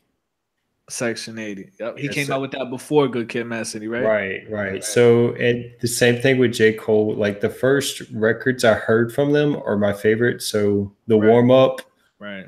warm up's my favorite I because hate J. that's Cole. I don't like J. Cole at I all. don't like J. Cole's new stuff. I don't like his new stuff. So like warm up, Friday Night Lights, and then Sideline Story, and then from there it just kind of went downhill for Right. me. Well, Very you know what? Forest Hill is okay. Forest Hill's out of all his recent stuff, Forest Hill is probably the best. But warm up's my favorite because that was the first time I heard him, liked it, and it was before anyone knew about him. right. So that's why I kind of gravitate to that. Same thing with Section 80. Had Section 80 was super lyrical, man. Section 80's underrated. So So lyrical. my thoughts on this situation. uh, so, oh man, I don't even know where to begin. So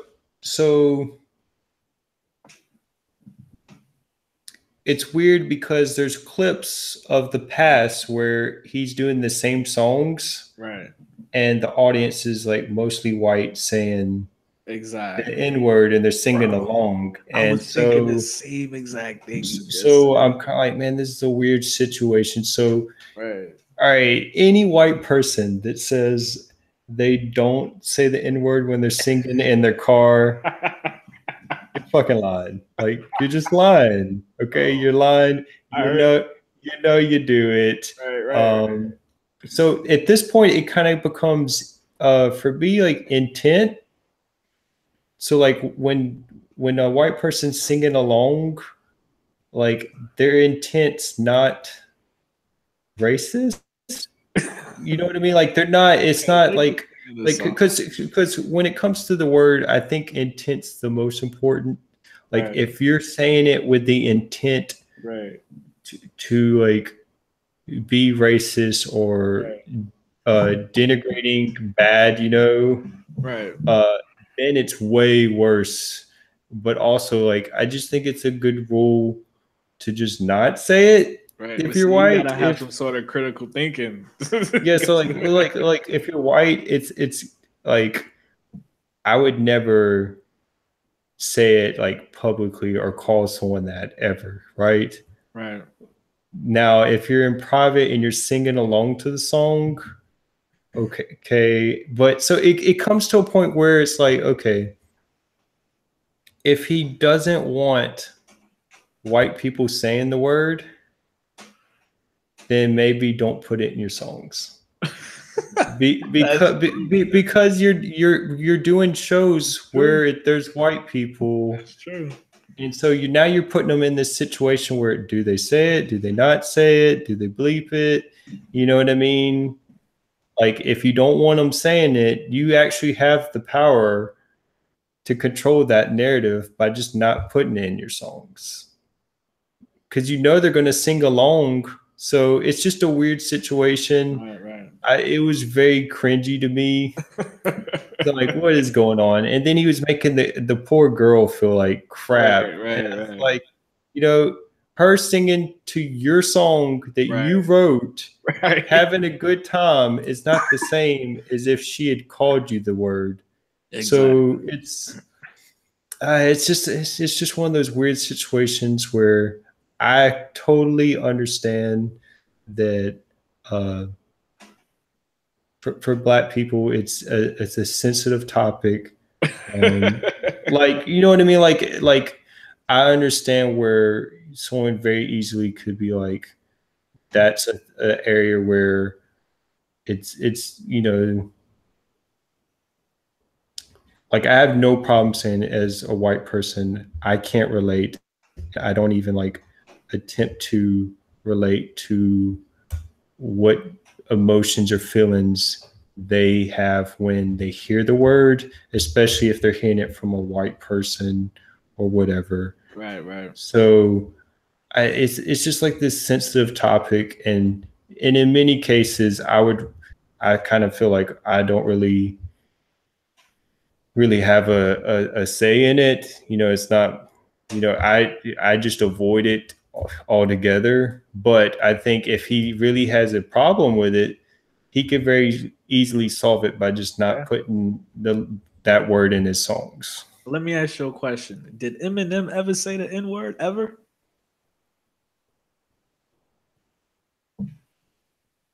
They found an old song where he had a black girlfriend and he wrote a diss song to her.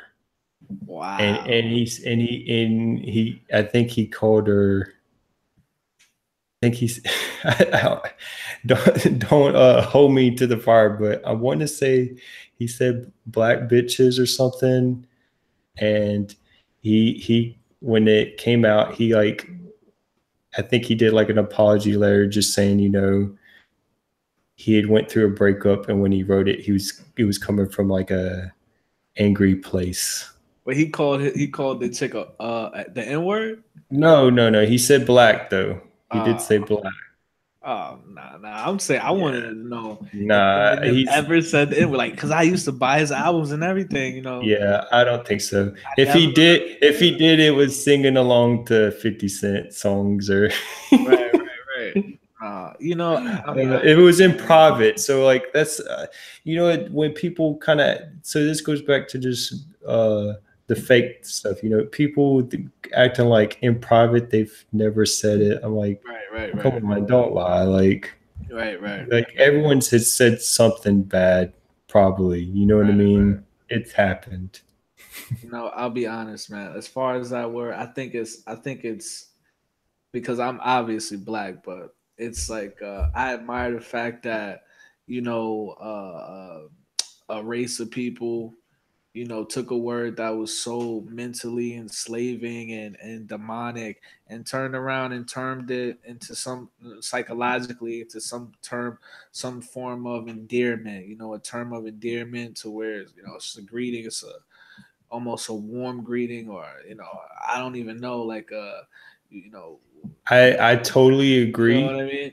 Like I But totally but, agree but because what I also want to say is I don't think the way that word is set up, I don't think anybody should say it. Even my people, like even black people, I feel like, because it's it's not worth it. What are we getting from using that word at all? You know what I mean?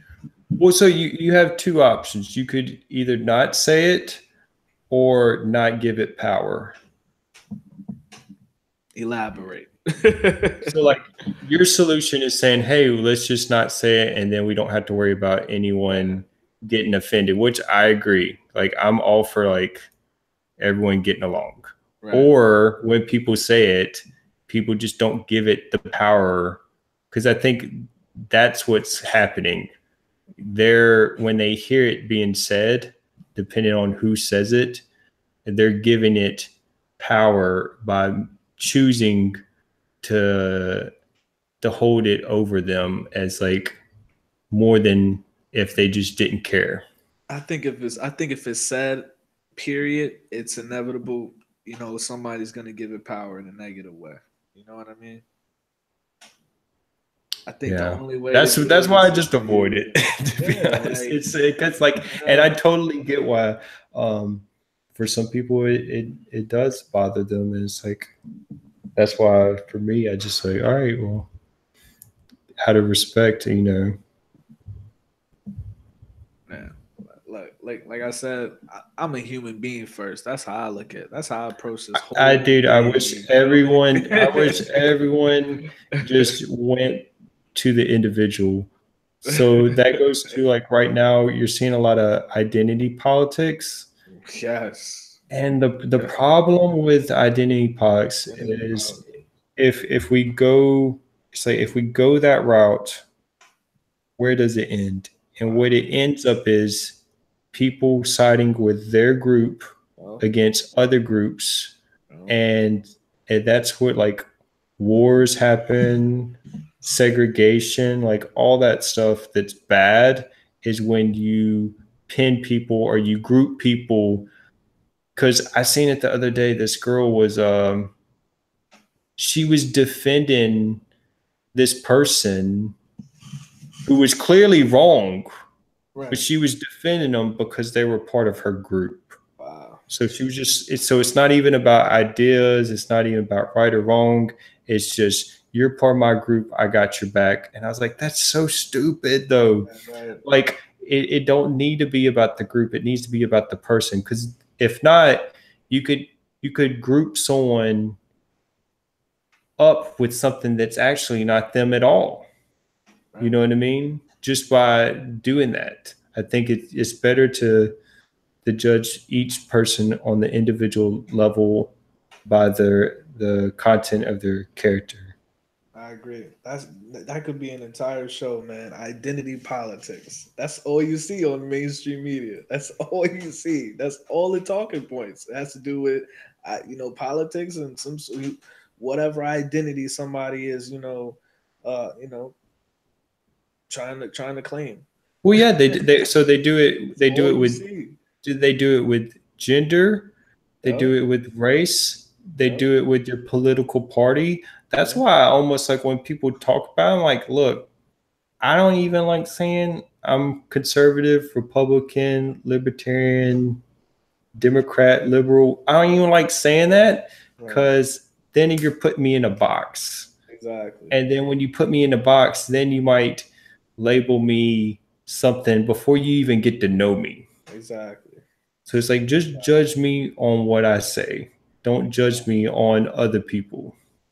Exactly. And people don't realize that, it's a lot of the, I feel like, in my personal opinion, the left and the right, the Republicans and the Democrats, a lot of these organizations, are, how it's set up is they work together. You know what I mean? So by you picking a side, you're not contributing. You're adding to you're part of the problem by putting yourself into that box. You know what I'm saying? It's always about being an individual. You know what I mean? And I feel like if you remain that individual and you always keep that mind state, with you, you're gonna you're gonna be able to see things way clearer than in that group, whatever identity you're claiming. You know what I mean? So the irony is no one likes to be stereotyped or put in a box, but we do it to everyone Yeah, all the time. Like, let's say you make music, and instead of just listening to your music for what it is, the first thing someone will say is, "Oh, you sound like so and so." exactly. So they're already kind of putting you in a box, limiting you. You know? It's like, no, I'm not that person. I'm me. And even though LeBron isn't anywhere near Jordan, they're doing the same thing. Like, why can't they make LeBron the first LeBron? Just judging for the people he's playing with. Like, it's not fair to compare him to someone who doesn't even play anymore. Yeah, Different league, different players, different rules. Nothing about it's the same. I agree. We need to focus. I mean, not us, but I think just people in general need to focus on being individuals. Be the first us. Be the first you. You know what I'm saying? I don't want anybody to compare me to somebody. I want people to acknowledge me for who I am. You know what I mean, and what I do. Right. And even when it comes to like other people's lives, like not comparing their lives to yours because you don't even know, like, let's say you see someone on TV and you think they got it made right. Right. That person might be miserable. Oh, And of so course. you're comparing your life to someone that really doesn't affect you at all. Well, I know LeBron personally cries himself to sleep every night because he knows he's not on MJ level. He knows he's not. He knows he's not. And LeBron knows he's Uh, about to lose 6 times in the finals, I and just want, Jordan won 6 times. I So just want to know who he paid at who he paid? ESPN, You gotta at ask Adam Silver, ESPN man. to kiss his booty. Listen, Right, listen, bro. that's all they do. The shit rolls downhill. Ask Adam Silver. You know how you flip it to any like like any news channel, the first word you hear is Trump. You turn Right, it to right. like ESPN or like Fox Sports, you're gonna just hear LeBron. You know what's so crazy, bro? Like I'm not, I don't, I'm an individual and I'm a free thinker. That's what I'm gonna claim, right? And the way they did Trump was so like, I mean, I was watching CNN so like every day, and they were just saying Hillary's up, Hillary's up, Hillary's up, and then Donald Trump wins, and they're all like, they just look stupid. They're like, oh, we couldn't see this coming. We had no idea. You know what I mean? And I'm just like, and my point is, but the way they were slandering him, and I don't care for him at all. I don't. But the way they were slandering him and the bias that was so present, I could sense it. It made me root for him because I'm like, I don't fuck with bias. So I'm like, I'm like, I don't want him to win, but I'd be like, shit, go ahead, like, let's see if he can win, like, because I just didn't want to fuck with that bias, Right. So the funniest thing is about that whole situation with the election man. is They said it was a landslide. the, the, the number one thing Oh man. when you're trying to persuade someone is you don't try to tell them what to do or tell them what to think. And that's what they were doing. They were telling people, Yes. they were telling people he has no chance. Yes. You have to vote for her. Yes. And it's like them Yes. doing that over and over made people saying their reaction was, "You're not going to tell me what to do. I Exactly. don't have to listen to you. That's what I felt. I'm going to vote for him anyways because y'all saying he can't do it. Let's see it." You know, Right. that's exactly what happened Right. when they had to me when I seen uh, Hillary get Obama on stage, and then they had Jay-Z, and they had all these celebrities. I was like, are they really like just pandering Yeah. to people, just telling them like what they want to hear and say stuff? Like they literally thought that they could just buy people's vote. Oh, yeah. And you see how, like you just said, Jay Z and Beyonce was supporting Hillary Clinton, right? But then Donald Trump wins and he invites Meek Mill to the White House. And Jay Z said, they're saying that Jay Z didn't let Meek Mill go, to speak upon like prison reform. But you guys were politicking. Why can't he politic? You know what I mean? Yeah, it's crazy. What was funny was I was like, how much money did they pay Jay-Z to pander to black people and just tell them to vote for her? Now Because let me that's ask what you a it question. was. Do you Like think you they can paid him? tell me, like I know, like because Trump's like rich, most likely he can't relate to middle class or even like the poor. But when I seen that, I was like, man, you know, she don't listen to rap. You know what I mean? Like it's clearly it looked like she was just trying to buy black people's vote by because Jay Z's cool. Oh, Like that's what it looked like to me. I'm like, they're straight up pandering did you to see? black people. Did you see Hillary with her hot sauce? Oh my god, kill me. I'm black. I don't even drink hot And then sauce. Charlemagne goes, "Well, what if people say you're pandering black people?" She goes, "I am. Did it work?" And she starts laughing. I'm like, this lady is cocky. Oh my god, Yeah. Oh man. dude! You know what the funniest thing was? Uh, I keep saying that. I need to stop saying the funniest thing. Um, but it was hilarious to me when CNN gave her the questions before the debate, and that was the one where Trump said, because she's like, uh, fortunate that someone with the temperament of Donald Trump isn't president or whatever, Right, and right, he dropped the because you'd be in jail line. Oh my god! I'm like, dude.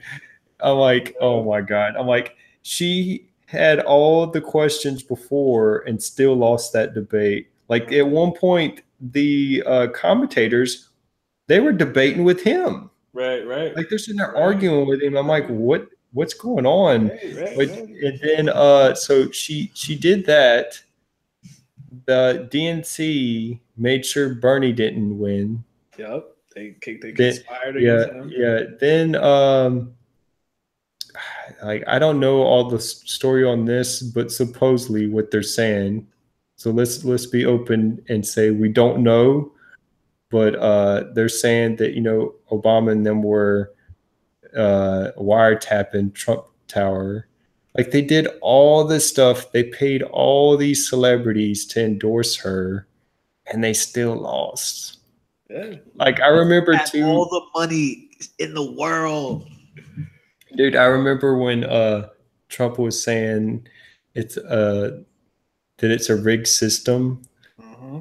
and they're like, it's not rigged. Fake What's he news. talking about? It's not rigged. As they were doing all this stuff to cheat, and then they still lost. That shit's Oh my crazy. goodness, crazy. And but what's so sad? All those people that supported Trump, man, they got what's it called? Cake in their face. I don't even know what it's called, but you know they wanted they ran the campaign on lock her up, lock her up. It's been what, a year? Almost, it's Uh, going on 2 years now. She's free as day, man. if they did lock her up, Lock we might have a civil war. I don't know if it'd be worth it locking her up because they would say he's Hitler. They would Yep, say he's Hitler for doing that. that's true. That's true, I man. don't know if that's The smart, sheep would have but fucking lost their mind. well, did you know the reason why she didn't go to jail? No, I know she. I know James Comey went up there and said everything she broke the law doing. So the reason she destroyed all the emails, Right. WikiLeaks revealed that Obama was also on her server. Wow. So when he went publicly saying he knew nothing about it, he Wow. actually was sending emails to her on her private server. So when they went to investigate her, They found they're him. like, we can't. And then they were like Bill Clinton meeting the DOJ on the tarmac and stuff. They had to tell him, like, look, Obama's involved with the server too. We can't get charged with it. If we get charged, he goes down with us. Wow. And so they couldn't afford that. Like it's like, okay, he's the first black president. You can't have him go in the jail because then that would mean like that would prevent future presidents, Right. Right. Yeah, so uh, it stemmed from the top. Everyone in the administration knew she had a private server and they were on it sending emails. Dude, that's the craziest shit I ever heard. So yeah, that's why that's why she's not in jail because he was involved and they couldn't. So It was too big. so there was someone above both of them. There was someone above Comey that said they can't go to jail. Obama is Comey's boss. The president is the boss of the director of the FBI. That's how Trump was able to fire him. Oh no, but I mean like right since Trump became president. What do you mean? Is there like someone above Trump that's like, no, we can't, we can't So go forward with that? Or so do you what think so what Trump? ha- so what happened was they destroyed all evidence.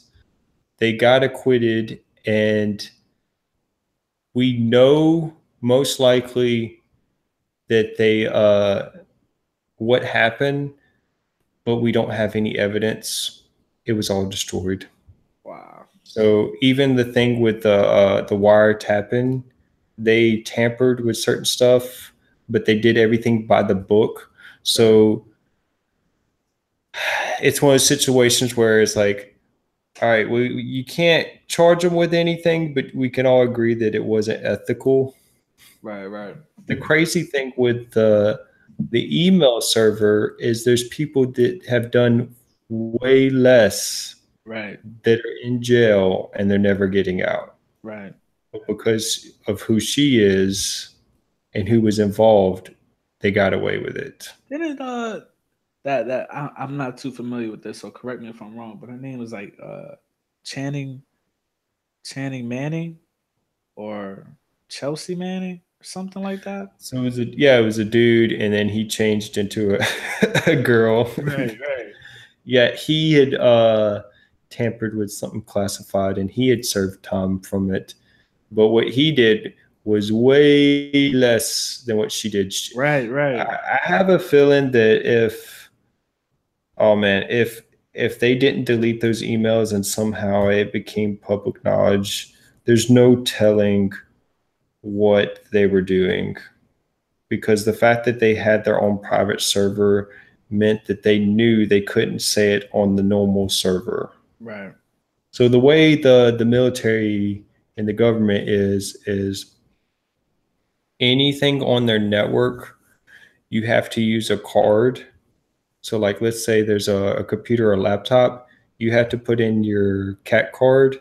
So you put in your card and then it gives you access, and they keep records of everything you do on that computer.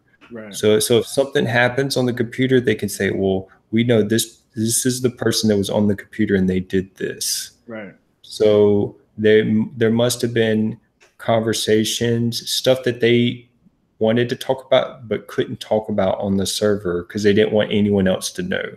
Right. So not only did they have a separate server for emails, they had separate phones as well. All those, as soon as they got subpoenas, or as soon as they basically uh, were told that they needed to turn in all evidence, they destroyed it all. Wow. That's Which what he said. to me is it pretty much you're guilty. Yeah, that's what Trump said. He said they sent over what is it called, a subpoena, Yep. and then It's kind of like a warrant. So it's like a warrant, where they basically have like a judge allows it to where they can obtain their stuff that they own. right, right. And did they have like actual proof that she deleted it after? Yes, yes, Oh, yes. okay. Um, Wow, that's crazy. I want to say at one point too, they had a house, and What? they burnt the whole house down. What?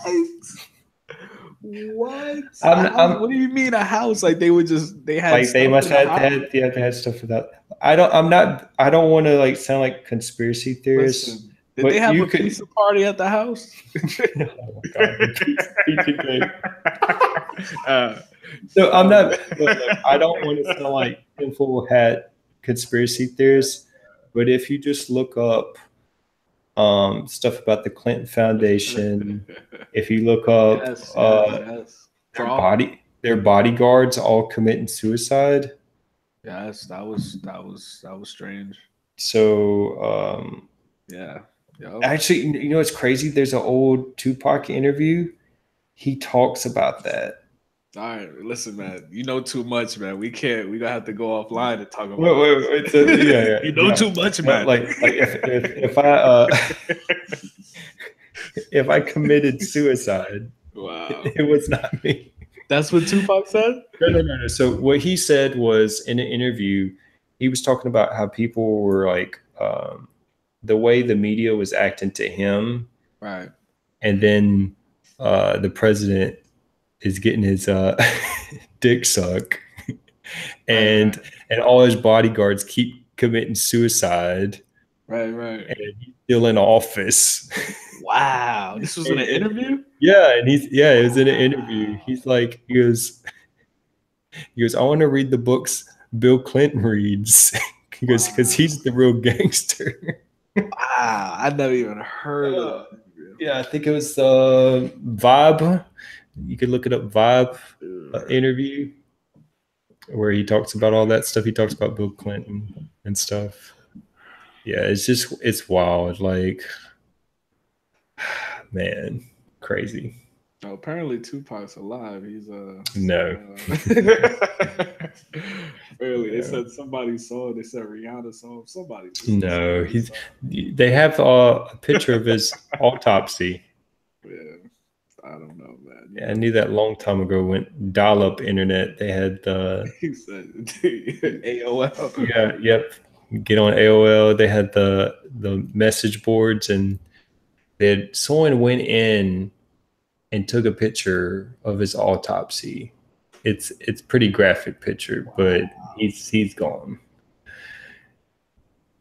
It's Man, crazy. people always need some hope, man. Well, what happened was the first time he got shot was it 94 when he got shot in New York.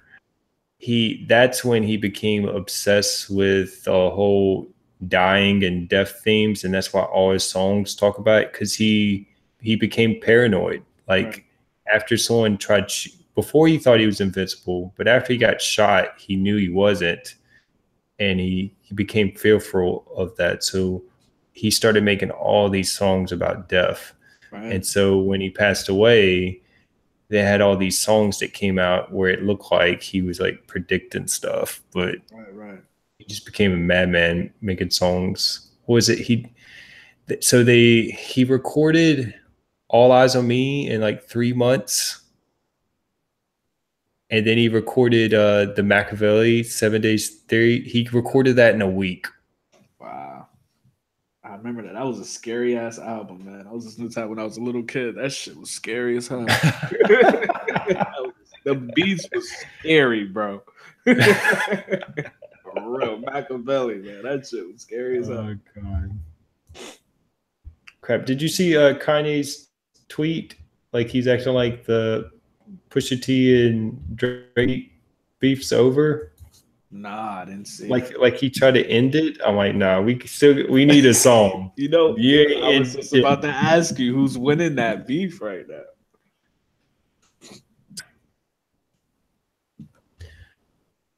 at this point, it's not about who made the better song.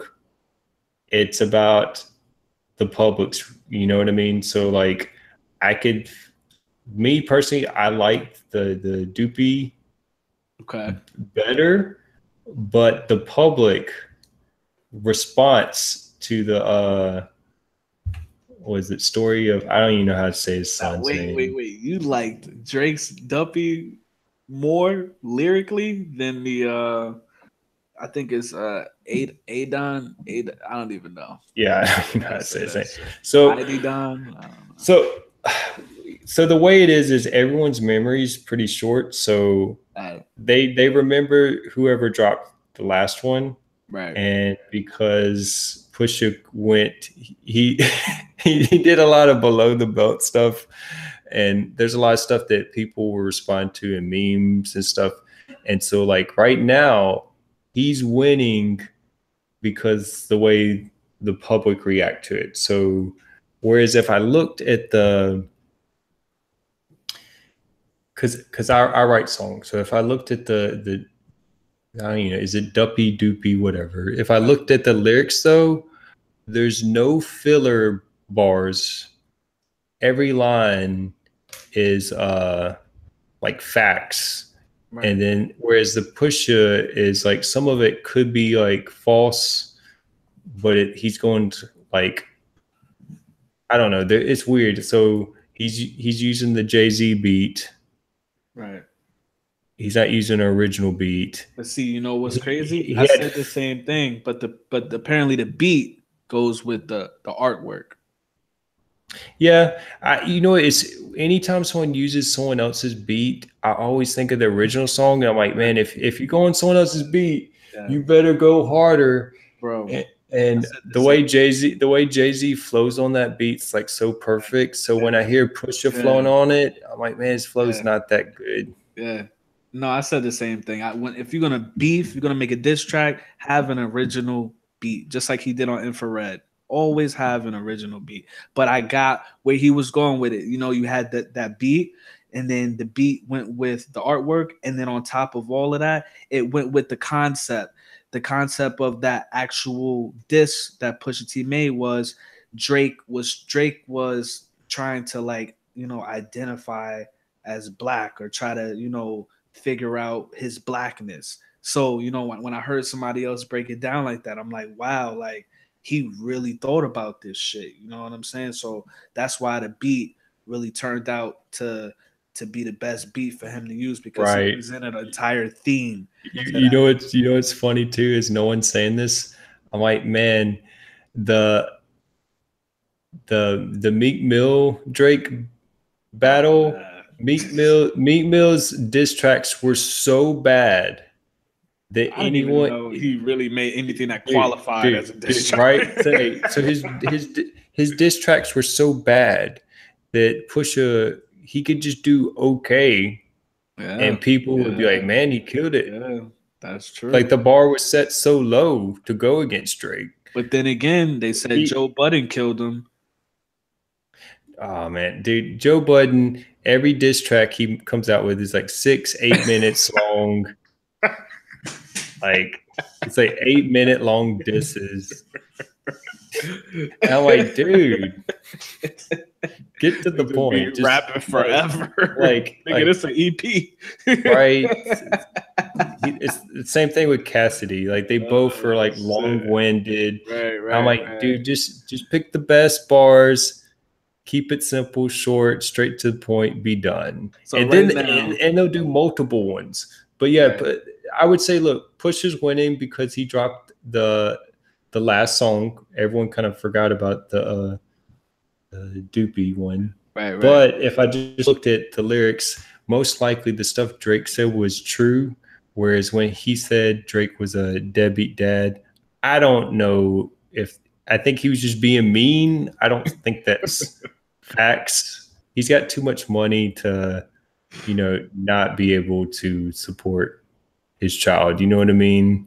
Right. Um, People were like offended by the stuff he said about 40. I'm like, man, I don't care. It's just Like, so, it's a so battle. Be facts. mean. Exactly. It's a Exactly. battle. Be And you mean. know what's That so it, crazy? People, rappers talk about, battle rappers and rappers on the radio talk about doing drugs and killing their own, people every single day, and nobody says that's going too far. You know what I mean? So cut the bullshit. I don't subscribe to that, man. right. I don't know. Maybe it's I'm just super critical when it comes to the lyric part. So Right, right. it probably sounds like I'm nitpicking with the Nah, nah. push it T. Uh, but yeah, like I thought he had several filler lines, whereas if you look bar for bar, the Drake I one, feel what you're saying. it there was no filler, and everything he was saying was true. Like when he was talking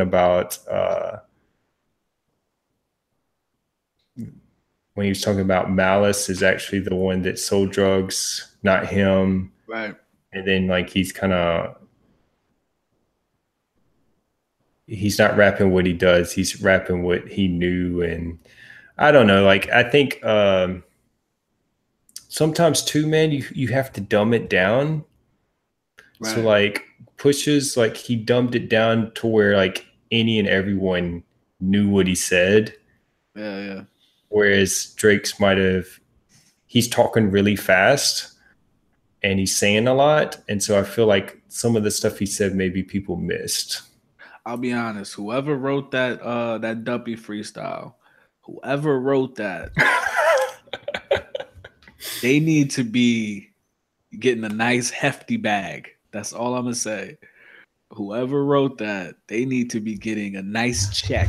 What was the Pusha tweeted that apparently there's like a Drake put out like $100,000 to anyone that had dirt on him. 100 large.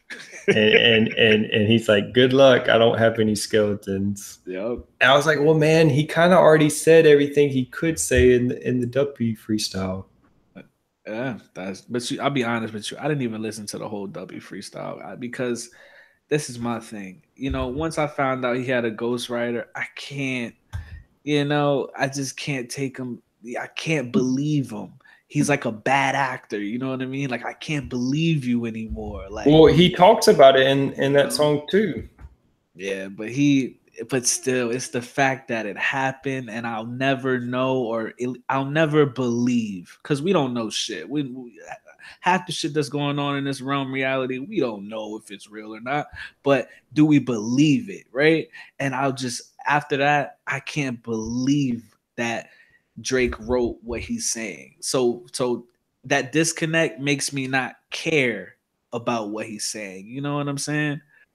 I agree from a lyricist point standpoint. Yeah. Like it kind of bothered me that people did not really care that he didn't write his lyrics. They're just like, I just like the songs, Yeah. you know. And look, I like the songs too, but I don't know if you could put him in the same category now with the other people that actually write their songs. Oh, and he walks around as if he writes his own. He carries himself like he's the top MC. And but you can't, if you have people writing for you, you can't. Like Kanye has people that write for him. He don't broadcast himself as the top MC. All these producers have people writing for them. They don't do that. They you know what I mean? They just do their thing. That's it. They make the music. But you got Drake. He has writers, proven writers, and he carries himself like he's writing every song he writes. You know what I mean? And like you said, you make music. I make music too, and I never had anybody. People give you ideas, of course. And then Well, you you have get like we'll get influence from yeah, songs and music, yeah. but yeah, like But the nobody only gives you a bar. I think the most you could go is someone do the chorus. Yeah, The most. And if they do it, then I want them to be singing it, not me. exactly. Maybe I do an ad lib, but like Yeah. if you wrote the chorus, you sing it We're then. talking lyrics like verbatim and also melodies. Someone else's melody. You know what I'm saying? Yeah. What was it I was gonna say? That you know what that reminds me of though? So like everyone debates Kendrick, J. Cole, and Drake. So I feel like Drake makes like catchy melody. He makes good songs, right? So Right. he makes good songs. I think Kendrick makes good songs and he's lyrical. And I would say J. Cole's like in between Kendrick and Drake. Right. And one person no one talks about and it pisses me off is Big Crit. Yeah, he don't have no machine behind him, man. I mean, like I don't know. Maybe it's because like J Cole has a lot of female fans, but like That's exactly what it is. J Cole's like last two or three albums compared to Big Crit. And here's the thing: I'm like I've been listening to J Cole since warm up. I think Big Crits were better. They were better albums. Like not even close, and no one talks about him. I think, and Crit talks about too a lot of it. What was he said he didn't win the geography lottery, Yeah. so he thinks some of it's because he is from the South. He don't get that same respect from like people up in New York. I can't subscribe to that because you got Hot 97 playing Migos all day. You know what I mean? So I can't. I think it's more or less people. He just doesn't really have a machine behind him. He just don't have. He don't have the promotion. And even though you have that all the you have that all the time when you got dope artists, but they just don't get no airtime because of the politics. That's really all of it. And then Well, you know, uh, between that and he doesn't have like one song. right, It's just right. he just makes Right, consistently good right, music. right. He don't have Exactly. like one song that they're gonna play on the radio all the time, but he makes good And how albums. crazy is that? Because the people they do play on the radio, from the young M.A.s to that girl that had tried me that to all of these people that come out with one song, Panda Dude. They've got one Designer. song. Yeah, they got one song. Maybe they got a follow-up song. They fall off the face of the earth. But then you got these artists that put out consistently good songs that you could listen to every single day, and they don't get no promotion. You know what I mean? They don't get a push. What I would say to anyone that maybe if to another artist is going through that is like if they get discouraged by seeing someone with a hit, I'm like, we won't be listening to that song next year. We won't even be listening to any of their music. At this point, it's a long term game. Yeah. Like I think it was like Outkast had to release 3 albums before they got some notoriety, and then their fourth album had Miss Jackson, Wow. and then their fifth album was they won. It was the first hip hop album that won album of the year for the Grammys, and Wow. it's the highest selling hip hop album of all time. Outcast. Yep, it's the Speaker Box Love Below, and What? it's a double disc, so it Right, right. I counts. remember that. It's a double disc, so it counts double the sales. So when they sold Wow. one, it's like they sold two. That's the craziest shit I ever heard. But when you I never would have thought that. but when you see that though, they went so long where no one like they just kept consistently putting out good music, and Right. eventually it came. But Right. for, for me, it's like a long term game, and Right. as long as you have a fan base, like he's got a fan base, and he can go tour and make his money. So I think that's way more important than just having one hit and only being known for one song. Right. No, Even though they probably wish like, yeah, man, I wish I got one hit though, no, because they do never make a mind. lot of money from it. That's like Pusha T. Pusha T been out forever, but now this is the first time in Pusha T's entire career where people are actually really, really, really paying attention to him, and he's been putting out quality songs since he came out. So I'm not going to so say hits, but quality right, songs. he's consistent. Yeah. Like he's consistent. So here's something that no one's talking about with this whole beef with them.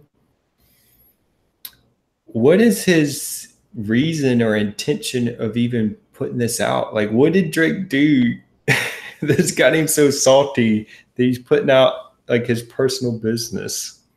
I mean, shit. I mean, he came out. I think it's because maybe it's a mix of he wanted some promotion, some self promotion on him putting out his own album, and then they said I think Drake came out with two birds, one stone, and I think Pusha T said in an interview that infrared, what he said on infrared was a response to what Drake said on Two Birds, One Stone. So I think it was a mix of just responding to what Drake said and also self promoting his album. Right, it was a bunch of subliminals, and then Yeah. yeah, because I mean, yeah, I felt I don't know if I wouldn't say jealousy, but it definitely felt like all right, he's doing this to get some Right. attention so he could help his album Right. publicity. No such thing as bad publicity. The one thing though that people were saying, and he was saying in interviews, is when he was talking about his kid Right. not telling the public. I'm like, honestly, It's none of the I'm public's business. right. I was like, I'm like his private life.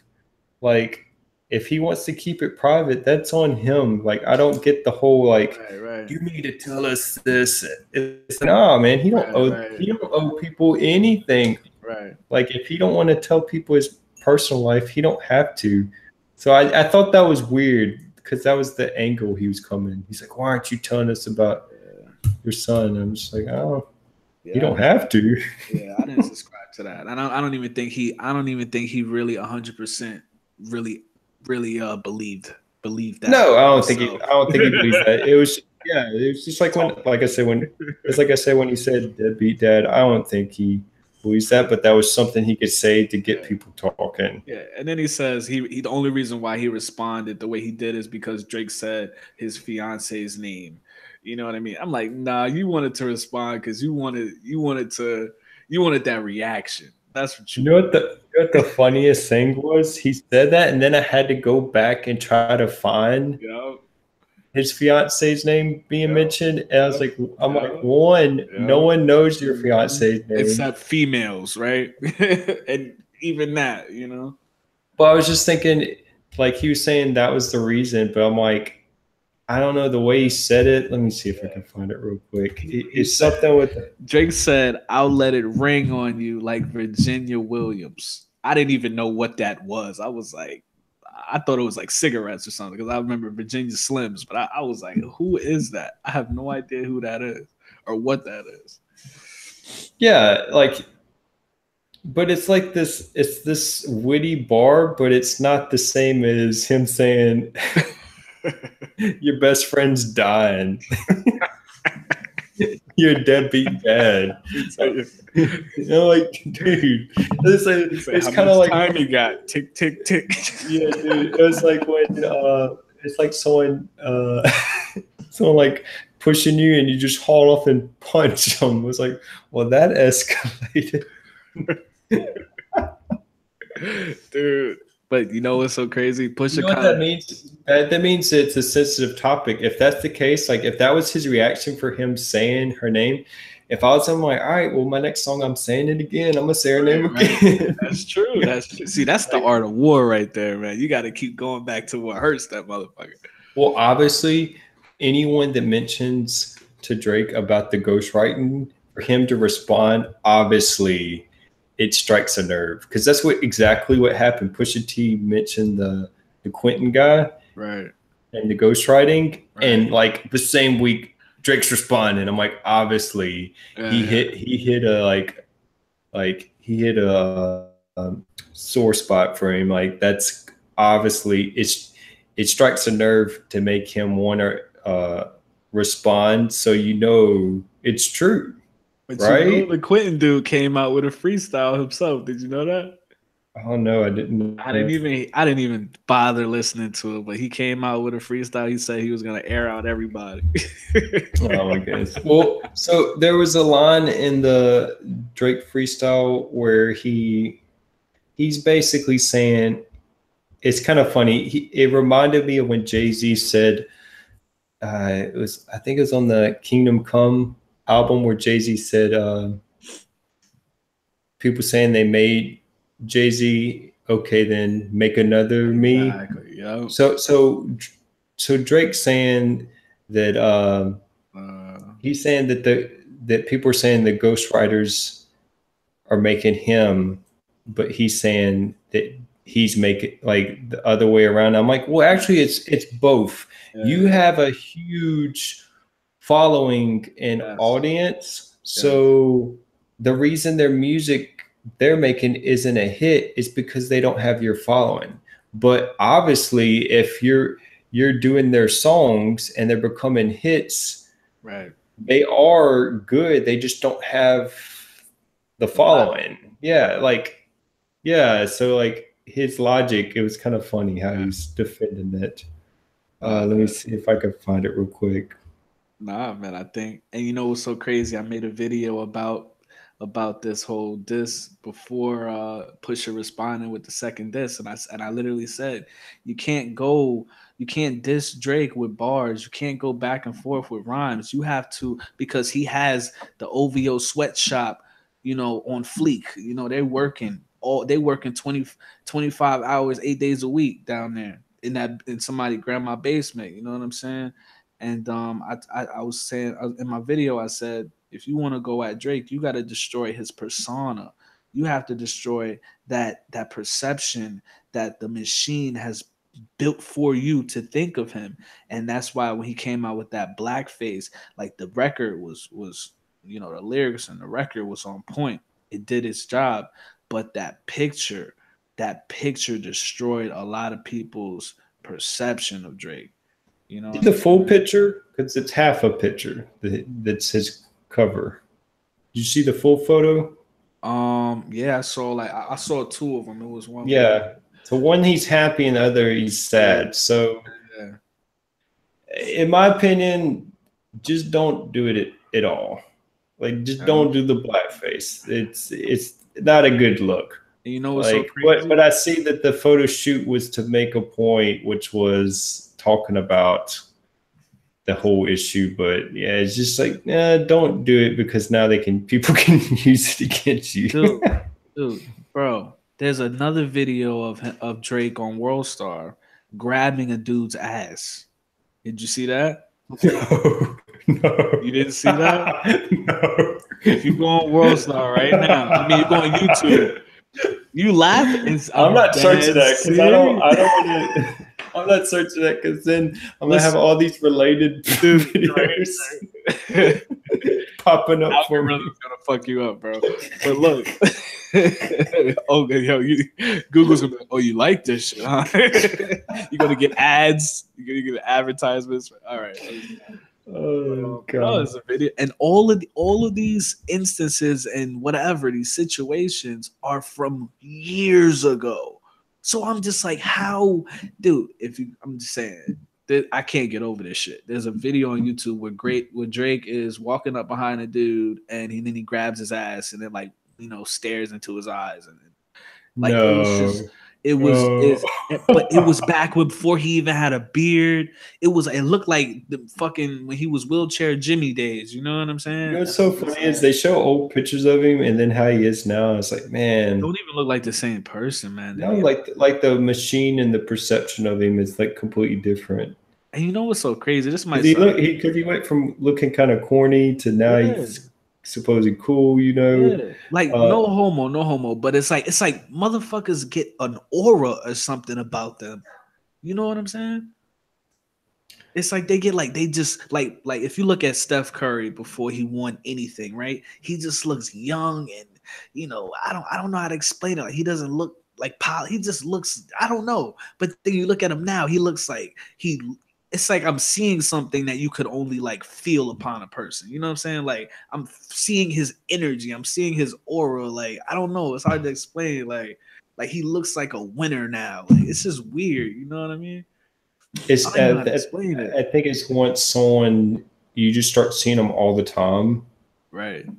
that's what it is. And then they now have money to dress nicer, and Right. Right. they're you see them in all these like commercials and other stuff. So your perception of them completely changes because now everyone knows about them, and they're known for like certain things. So whatever they were known for before is gone. And that's so crazy, man. Because if that's the case, then I could feel my perception of someone shift, and that's fucking crazy, like, bro. All right, so I got the lyric from the where he's talking about it. So he says, and as for Q Man, I changed his life a couple of times. Um, he was at Kroger working double time. Y'all acting like he made the boy when I was trying to help the guy. So he's trying to flip it, right? Which is like, okay, okay. But when he says, whoever's supposedly making me hits, but then got no hits, sound like they need me. It's like, no, no, no, no, no, no, no. Uh, it's like, okay. And that's a bitch move to throw the ghost Uh, right uh, was. yeah, but him saying that, I'm like, so he's basically admitting that it has more to do with the fact that he's popular than anything. Right. It's like, okay, you're popular, That's a great and point. so many people. I believed it long time ago before any of this came out. People like him, when Lil Wayne was really big, Jay-Z, I was like, man, it kind of feels like no matter what they put out, the radio's just going to play it to death. Yeah. And since you hear it so much, it's like oversaturation. So then you just get used to it and you're like, oh, it is good. Or it gets stuck in your head because they're playing it all the time. And I was like, man, they could just put out a bad song and they still be riding with it because they have the machine pumping it. Yeah, that's exactly what Like it is. they're since they're already established. But That's yeah, what Pusha had to do. it's weird. Like I, it's a situation where he needs them to make the good song, and they need him for the song to be heard. So Right. for him to acting like, oh, it's all me. It's like, shut up. Yeah. It's like, then you go make the same song. Yeah, but Why again, you go make the song then? it's that machine. You know, if look, if me or you came out, if me or you came out with a song today, if we came out a song on a song together today, and we had the platform, and they played that song all day long, the same way they play like 5 or 6 songs on the radio all day long, we would blow up the same way. We would have the same effect Oh, I because it's the totally same agree. Like machine. you could take our best song, put it on the radio, play it all the time, Yeah, and people, oh, this is good. and we'd be famous just like them, bro. We would have the same. Well, so I try not to think it from that way. I do try to think of it a way as you have to build up an audience. So in 2016, I released my first album, and I spent on and off like 5 years just making music, and I didn't want to put anything out until I felt like it was the best thing that I could do. So like I was waiting until I had enough songs, or if I felt like it could have been better, I was holding off, and I just kept making music. So 2016, me not know, like it's the first album I made. Well, I had a mixtape in like 2011, but in 16, my logic was just make great music, and everything else will come from that. Or And I put it out, and nothing happened because no one knew about me.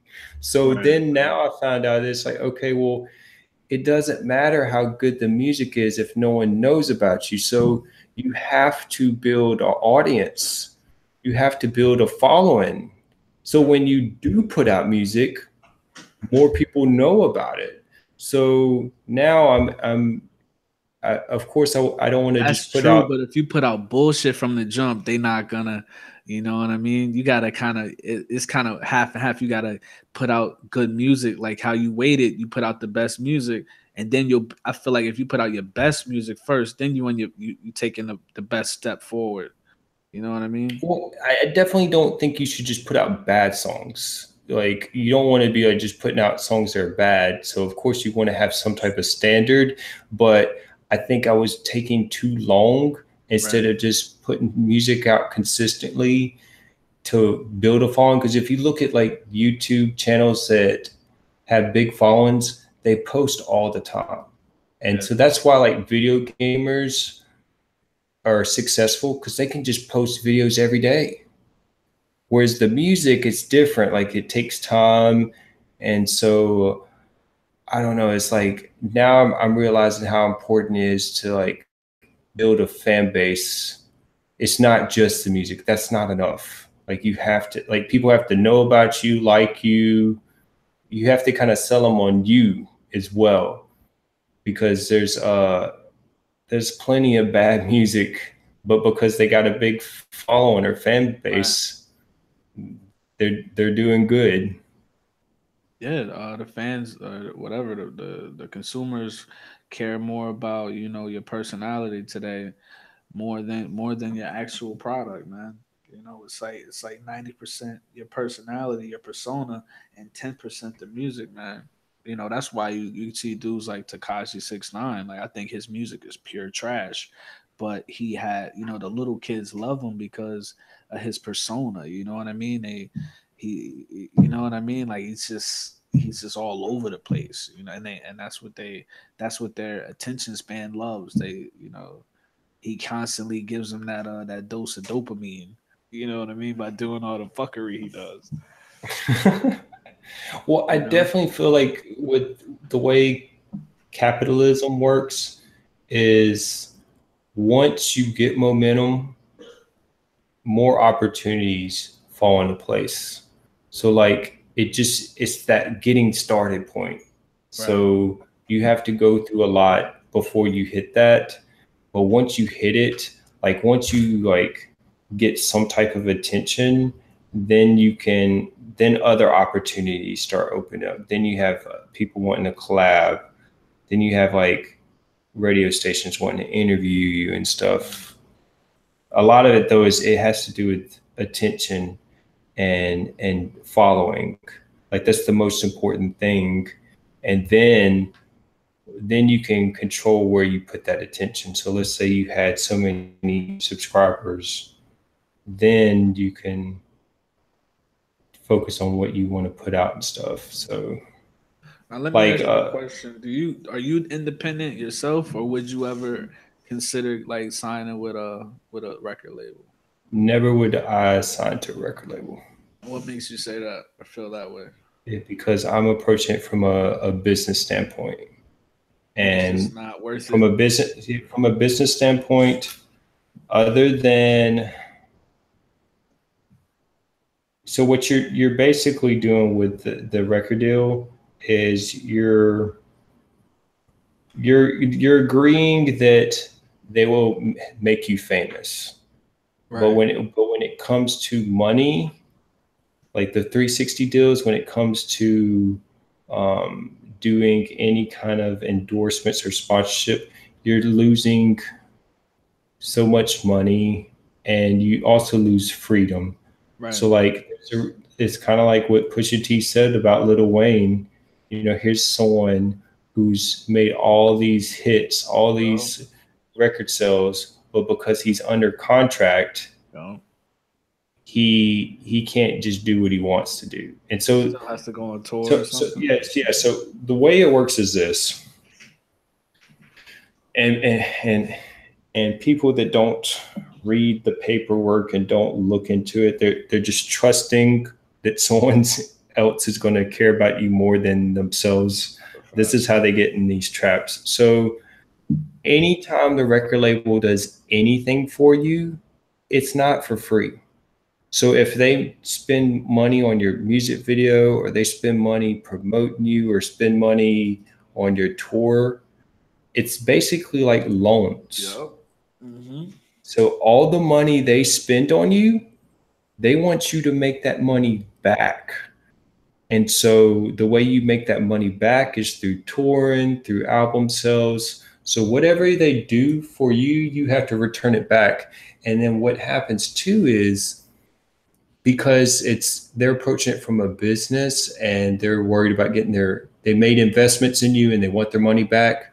Now they feel like they have more control. Like, okay, well, we know what kind of music you should be putting out. We know like this is the hit. They start controlling your music as well. The only way I could do one is it would just be like a distribution deal, which I already can do through TuneCore for like next to nothing, just to distribute it where people can hear it. Right. Right. But like if it was just a deal where like, okay, I'm making my music on my own. You don't have to spend any money. I Right. own all the rights, Right. Right. and y'all are just distributing like hard copies Right. to stores. It would be like a partnership. It wouldn't be I work for you. It'd be like we're partners. That's like what Jay-Z and Dame Dash did in the beginning, right? Right. That's exactly what they did. Yep. Because Yep. yeah, because it's just the deals they're doing is just dumb, Yep. and we're seeing now like you don't have to do that. You don't you could do it on your own. It's possible.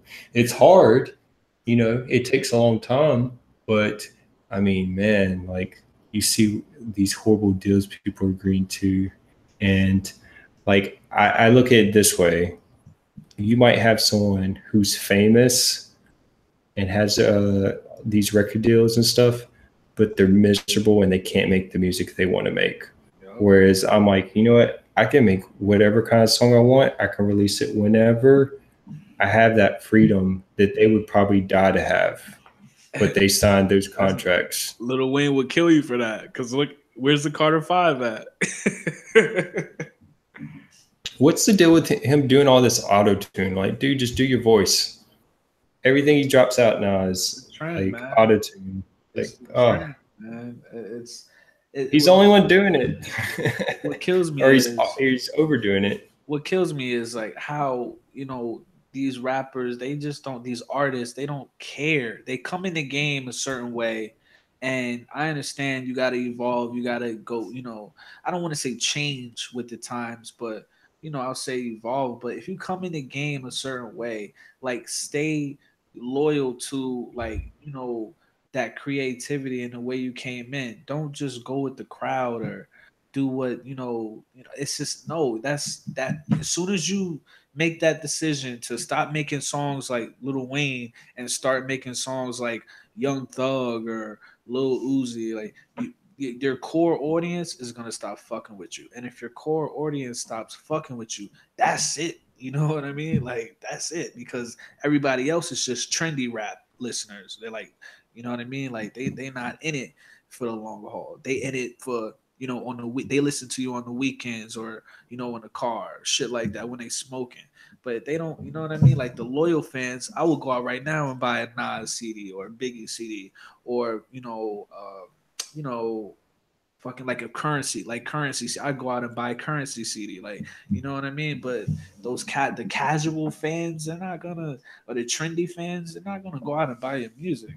So that's why it's so important to stay true to your core. I agree. Actually, the only deal I would do would be like when it comes to my music and stuff, I have all rights to it. It's completely separate. I would do deals where they have me uh, help other artists make songs. So either songwriter, like, because there's actually different genres I wouldn't like I wouldn't mind making music in, Yeah. but I don't like I'm not a singer. I don't have that voice, Right. but I know I could write the songs. Right. So like I wouldn't mind being like, yeah, let me do a collab with someone who can really sing and help them write a song and get some of the rights on it. So let's say they put out that song, and then I would be getting checks off percentages off writing that song. And that's the thing. You don't even know how. You don't even have to really know how to write a melody or anything. Like you can know a basic melody. I personally been through this. Like I've been writing songs since I was 13, and I met a singer, and he would just read something that I wrote, and he would come up with the melody. How it would go on the song, and it would just sound amazing. It would the melody he would come Right, up with. right. I would never think of. You know what I You mean? give them the freedom. You give them the freedom to do their own twist to it as well. Right. I had a girl sing a couple songs on my album, and on one of them, you know, I had one way to say it, and she tried it, and then I said, you know what, let's just do several takes where you kind of just freestyle and play. And Right. she did like 3 or 4 takes, and one of them she did. I'm like, that's the one. Right. Right. And then she redid it, and it was like, and that's like the beauty of collaborating with people that are like Exactly. just talented. Exactly. Exactly, because Yeah. it's not all on your shoulders, man. When you working with people that's Well, talented. so here's another thing too. I do believe just by studying other artists that you got maybe 5 really good albums in you.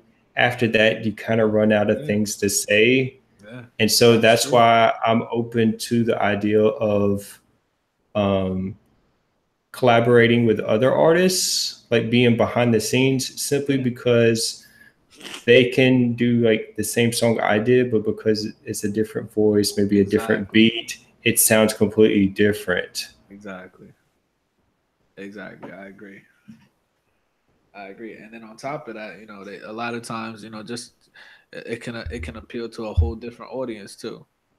You know what I mean? Oh Because yeah, they have a completely different audience that you just reach to.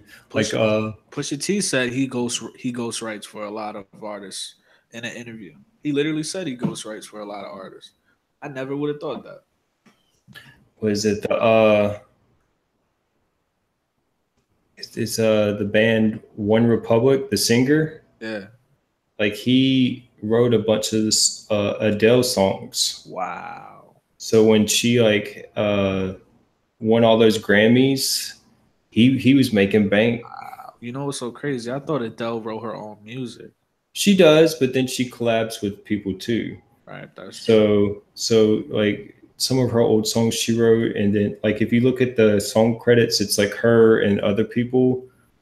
I think she did one song with Bruno Mars, and they both wrote the song together. Like they're in the same room working on the song. So it's like it's not just one person writing it, but that's an example though where if you do that though with a big artist who's already popular, you can Right. make a lot of money. Like Hell yeah.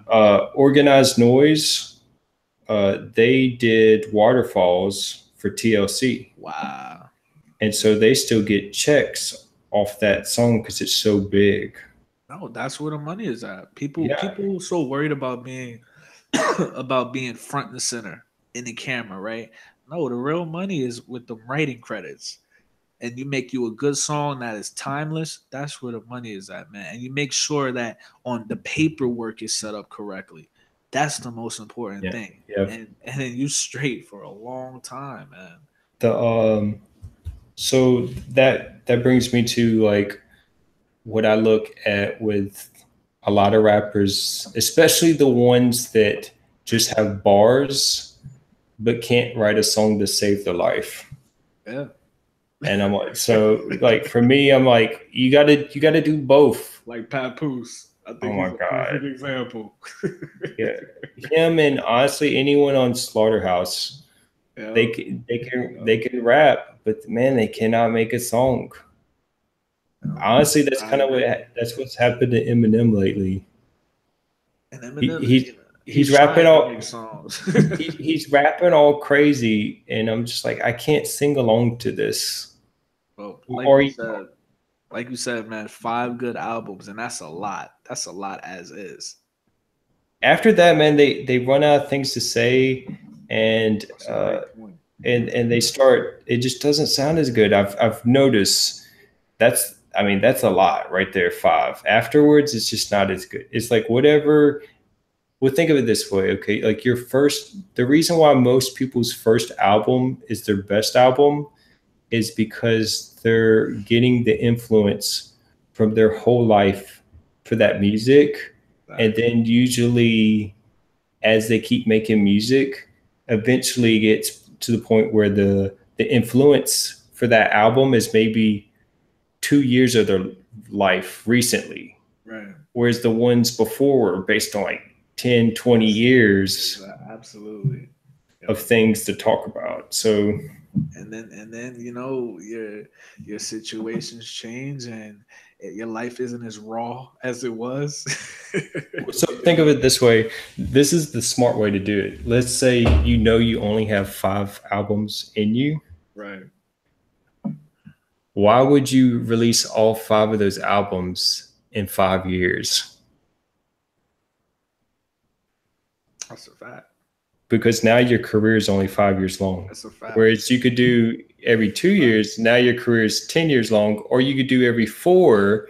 Now you got this really long career. But in today's age, you got to put out a song every week. Oh yeah, because they're trying to stay relevant. So Yeah, that do the fact that people are like, uh, Drake's got to respond by this time or it's over. wow, I'm like, did y'all not know? wow, I think it was Ether came out 4 to 6 months after Takeover. wow. Yeah, it's the microwave era, man.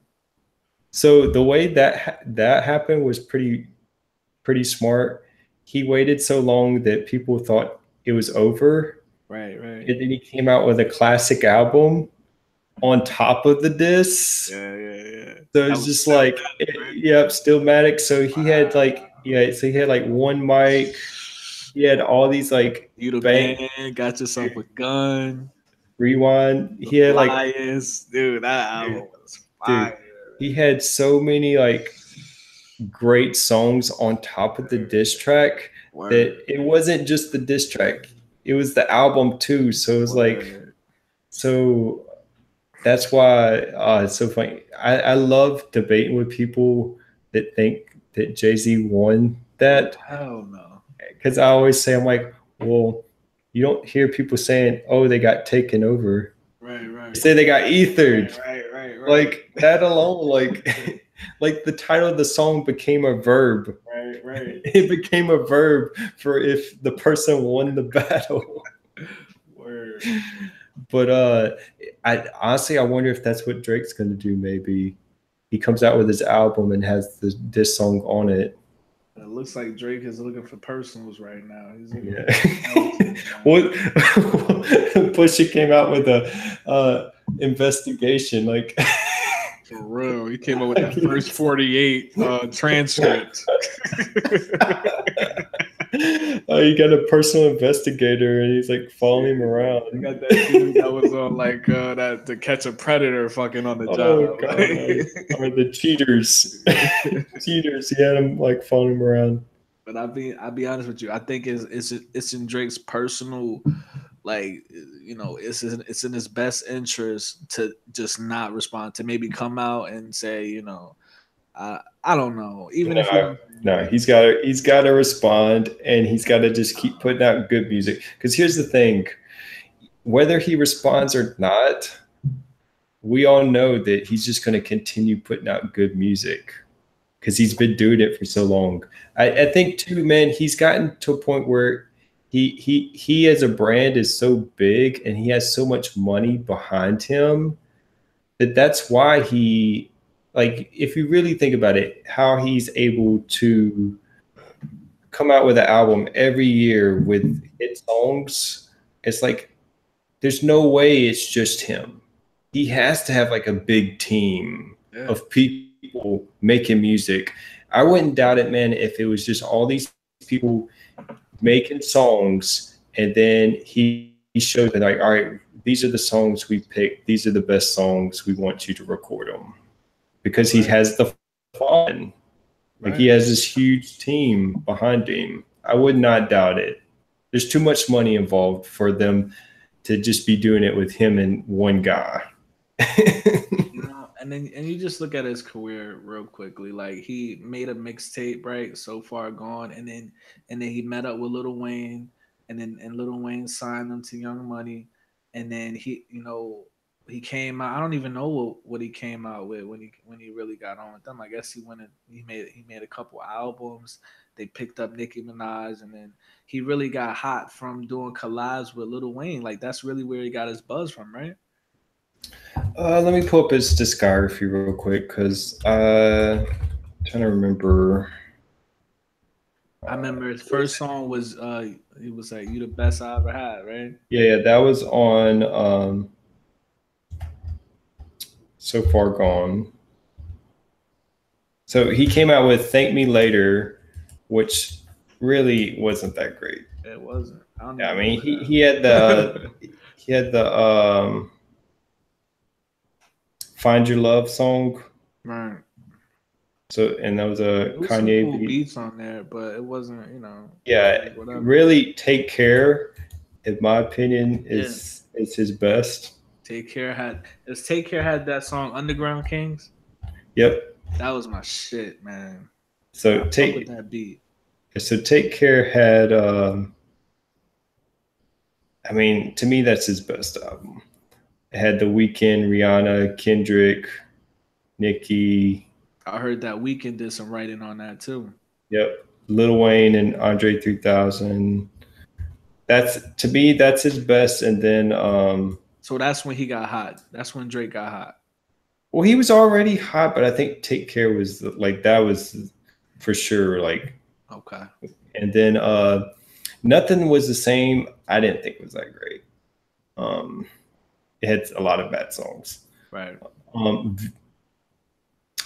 Views with hold on, this is not listing some of his other stuff. Um, oh wow, it's just not showing it. But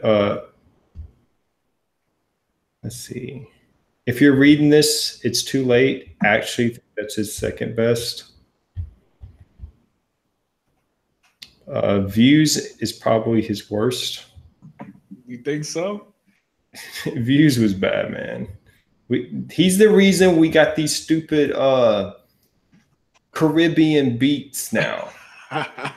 Yeah, he's from Jamaica, man. Dude, we got all these Caribbean techno raps now. You can thank that album for those horrible I did beats like and that one songs. song, that intro on Views. I like that song, man. I like that song. I can't even Stop. lie. I like that song. I like It's that probably the song. only song. No, it was the only song. But I like that.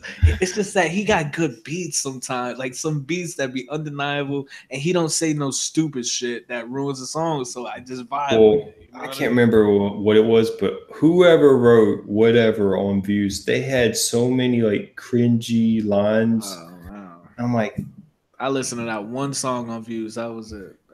That intro. That shit was so fire. he went from the "If you're reading this, it's too late," and then Views. It was like a significant dip in the writing, which this brings me to another point that no one would normally talk about, and uh, and that's Eminem, how bad he's gotten Oh from Lord. his old writing. Like Yeah. I thought it was funny he came out with that song reminding us that he wrote Stan, and I was like, that's not a good thing. Like you're like, oh, I wrote Stan. I'm like, yeah, and this is what you're giving us. No, It doesn't seem like the same it's person. normally a sign that an artist fell off when they start doing sequels to their like first or second album. Then normally it's like, okay, yeah, You ran out of you know what I ideas. mean. See how he came out with Marshall Mathers too, like I yeah, think I don't what was it? Jay Z and Nas both because he did Illmatic, Stillmatic, and I think Jay Z had like the Blueprint series. yeah. After the first one, that shit was whack. But when it let's see, I don't remember. Yeah, it was the first Blueprint that was really good. We got Arnold in the chat. He said, "Remember the Infinite album from Eminem in '96." Eminem sounded so different on that album, yo. He My sounded pen and paper cause a chain reaction to get your brain relaxing. he was grimy on that shit. I don't. Is that in? I don't see that. Were you seeing that? Someone saying that? You gotta go on the I'll send you a link. You gotta go on my main channel. Okay. Yeah, send me a link in the group chat. Honestly, you got Infinite, the Slim Shady, Marshall Mathers, Eminem Show, and 8 Mile. After 8 Mile, it kind of went downhill.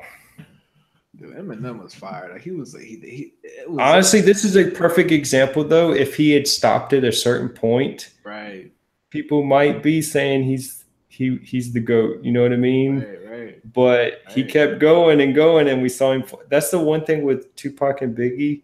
We never saw him fall off. Exactly, and that's what made them kind of like Like, legends because well, we, yeah, like you said, all we saw was all we're left with is their potential. they died at the peak of their careers. Exactly. Like they had great albums, and then they were gone. Whereas like Eminem just kept going and going. It's like, dude, stop, just stop. Right. Yeah, I'm not seeing. Let's see.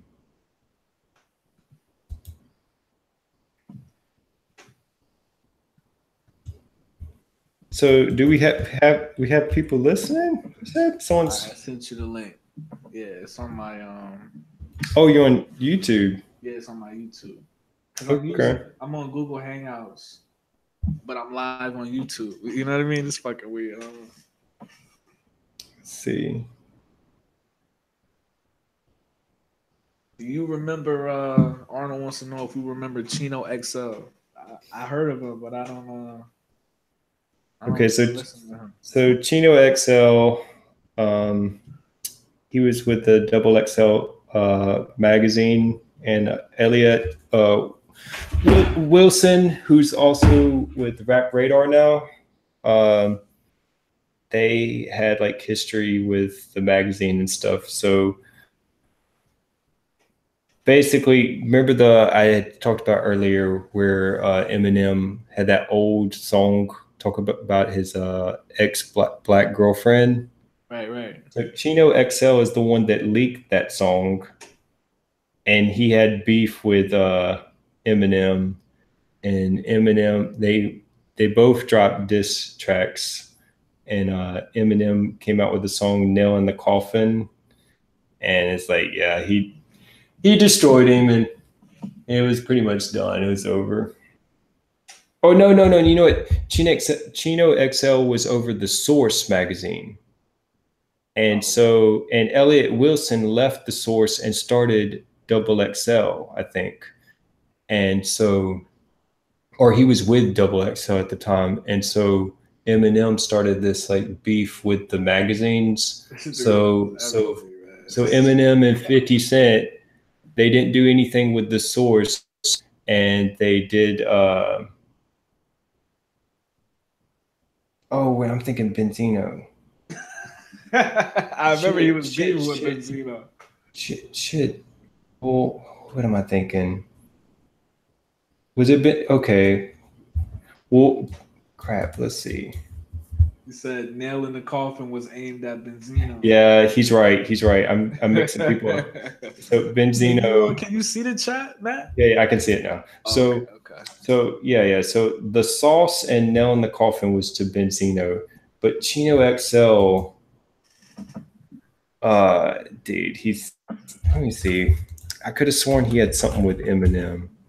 Had a beef.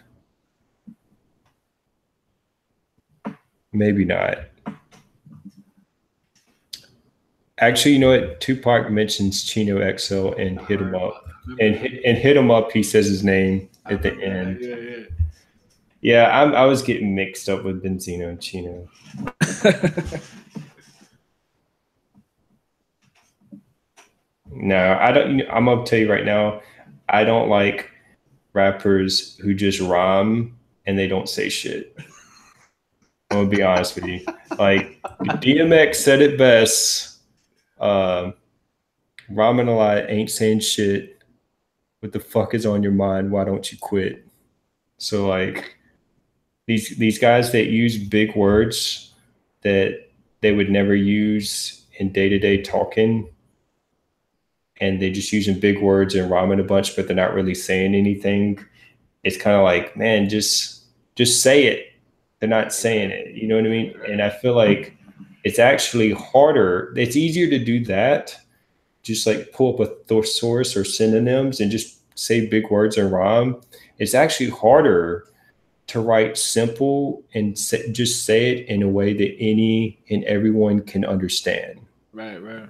Like it's actually hard to like find your voice to where when you're recording it in your song, when someone hears it, like I love Lupe Fiasco's Food and Liquor and the Cool, but after that it's like, man, I really don't want to have to pull out the lyrics and read the lyrics to figure out what you're saying. Just say it. No, yeah, the Cool Man. He did that a lot on the Cool Man. It was a good album. He had some good beats on there, but he says a lot of shit, man. So big puns in between because he has good songs. It's not. Exactly. Yeah, he had the.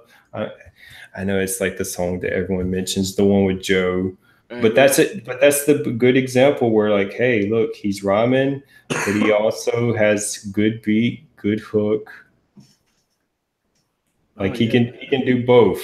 You know what I mean? exactly. Exactly. See, that's what rap used to be about, man. Multifaceted. Now today it's just auto tune, trap beat. That's it. Well, you either have like dumbed down, or you have where these guys are just rhyming, going crazy. There's like, and it's. I just go back to this, man. You got to make a good song, and it's got to be something that people can sing along. If Right. they can't sing along to it, or it's not catchy, and it does, because you can do both. You can make something catchy, and you can make it like about something. Right. It's possible. The problem is most of them they're only good at one thing. They're not good at everything. I think that's what Kendrick had to learn how to do because you saw how lyrical he was on Section 80, and then he turned around and made like "Bitch Don't Kill My Vibe" and that song with Drake. Poetic justice. Right, exactly. He was so lyrical, and then he just had to learn how to make songs that like pretty much for the radio or for girls. You know what I mean? Is it let's see. There's swimming pools. Yep, It's a swimming good pools. it's a That good was his example. first one. It's a good example where he's being super lyrical, but he's Yo, also making it a club perfect songs example, man. because he's actually telling you the bad stuff about drinking, Yo, which is hilarious because people were just going out drinking word, to it. word, dude. It had a theme and everything. That's a great example. Actually, Lupe talks about the way he would do. Essentially, what he would do is he would pick like a happy or catchy tune, but then he would put hidden meanings into it. So that's how you would trick people into listening to what he wanted to say. Word. Oh man, that was those were the lyricists, man. Let's see, who's he talking about? Come on, search him. I'm looking at the chat. Let's see. You see, you and Arnold, man, y'all going back and forth, man. Y'all talk about that real rap. I was gonna say if you want to talk about someone bodying Eminem, go to the battle with Juice, where he actually lost a freestyle battle, and that was before the Slim Shady. It was is it Rap Olympics or something like that? Juice, and then you seen Juice goes against Supernatural. Do you know about Supernatural? Who me? Yeah. Oh shit, nah. So Supernatural holds the record for freestyle. It's like the Guinness Book World Record for freestyling the longest. Wow. And in my opinion, he's the best freestyler. Who And Eminem?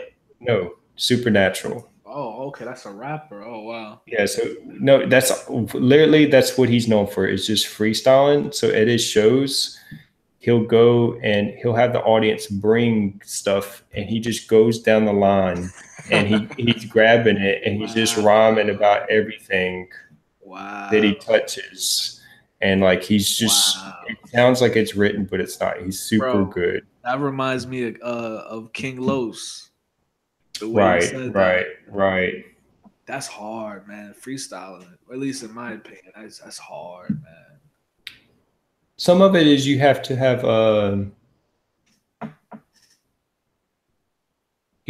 like a big library of rhymes. So when you try to freestyle, when you say something, you can set up the next rhyme, Right. and then you have to have filler rhymes. So anytime I do freestyles like in the car with people, so like we just play beats and we're in the car Right, doing right. freestyles. Um, what I like to do is I like to be in a room where I can just grab stuff and freestyle to show that I'm freestyling, or I have to like spit a verse or do fillers. But the best way to do it is have someone in the room with you. They say a word, and then you drop the bars, and then they say a word and you drop the bars. Right, That's right. the best. That's the best way to prove that you're freestyling. Because I hate when someone goes freestyle and you know they're just spitting a It's a man. verse. Yeah, Like, yeah, come yeah. on. That's all they say nowadays. Dude, have you seen all the artists that go on these the radio and they had their phone? They like hide their phone while, It's while like, get out of here. I mean, if you're gonna do a verse, just do one you have memorized. exact. Pull They out your can't phone, even do dude. that, man. Oh, They can't even do that, poor Method Man. Poor Method Man. bro. Did you see with him and Black Thought were free? They were on the radio rapping, and Nah, I didn't see Black that Thought shit. was going so crazy that Method Man he was pulling out his phone trying to find a verse. You said Black Thought. And Black Thought was just on the off the top, just killing it. And he was even like he was clearly doing verses, but then freestyling and You then talk said about Black stuff. Thought from the Roots? Yeah, Oh, I shit. Damn. yeah. So Black Thought and Method Man, it is pretty recent. They were both on a radio What? station, and they're both going back and forth. And then Method Man, he pulled out his phone. He started like trying to find verses. I'm like, oh no. No, Arnold said "Orange Go." Do you know what that is? That a song or something? I don't know what he's talking about. I've seen auto rap, so I know he's talking about with that. Orange Go, it's an app. Is that what you're talking about? You know what's so crazy, bro? I never really listened to Black Thought. I'm gonna have to go listen to Black Thought now. Really? You've never listened to The Roots? Not really, man. He just released a new project with is it Ninth Wonder? It's like 5 songs. Ninth Wonder did all the beats. Where's the machine at? I don't see no ads on It the was beginning on. of my YouTube video for the Roots or nothing. I think it wasn't The Roots. It's just Black Thought and Ninth Wonder, but it's a new release. It's on Spotify. I think it's called something Thought. Shit. Let's see. Dude, Arnold is challenging you, bro. Oh, come on, man. This dude. Everybody knows you can't rhyme with orange and you can't rhyme with like silver. Come on. Get out of here. This dude is playing fucking mind games, man. It's funny. Well, this is cool. I didn't know people were you had the chat like this because we could have just been. Oh, yeah, because Eminem did like orange, foreign, but he foreign, but it's like those are like half rhymes. So it's like right. Like you have to change the way you say it, and it kind of sounds like it, but it's not. It's like, all right, whatever.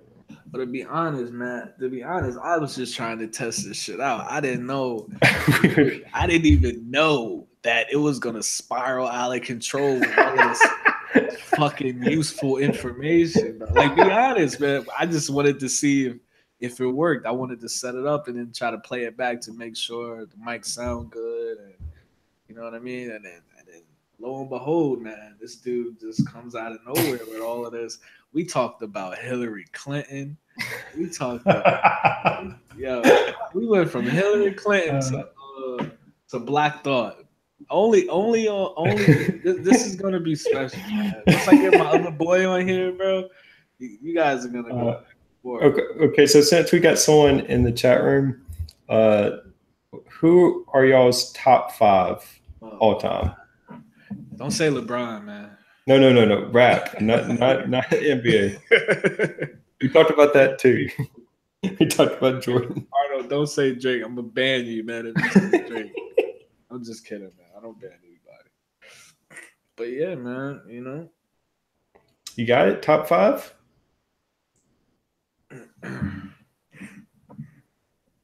But yeah, this is how we're gonna, you know, if you want to keep coming back on, I'm gonna always go live like this, but through Google, you know what I mean?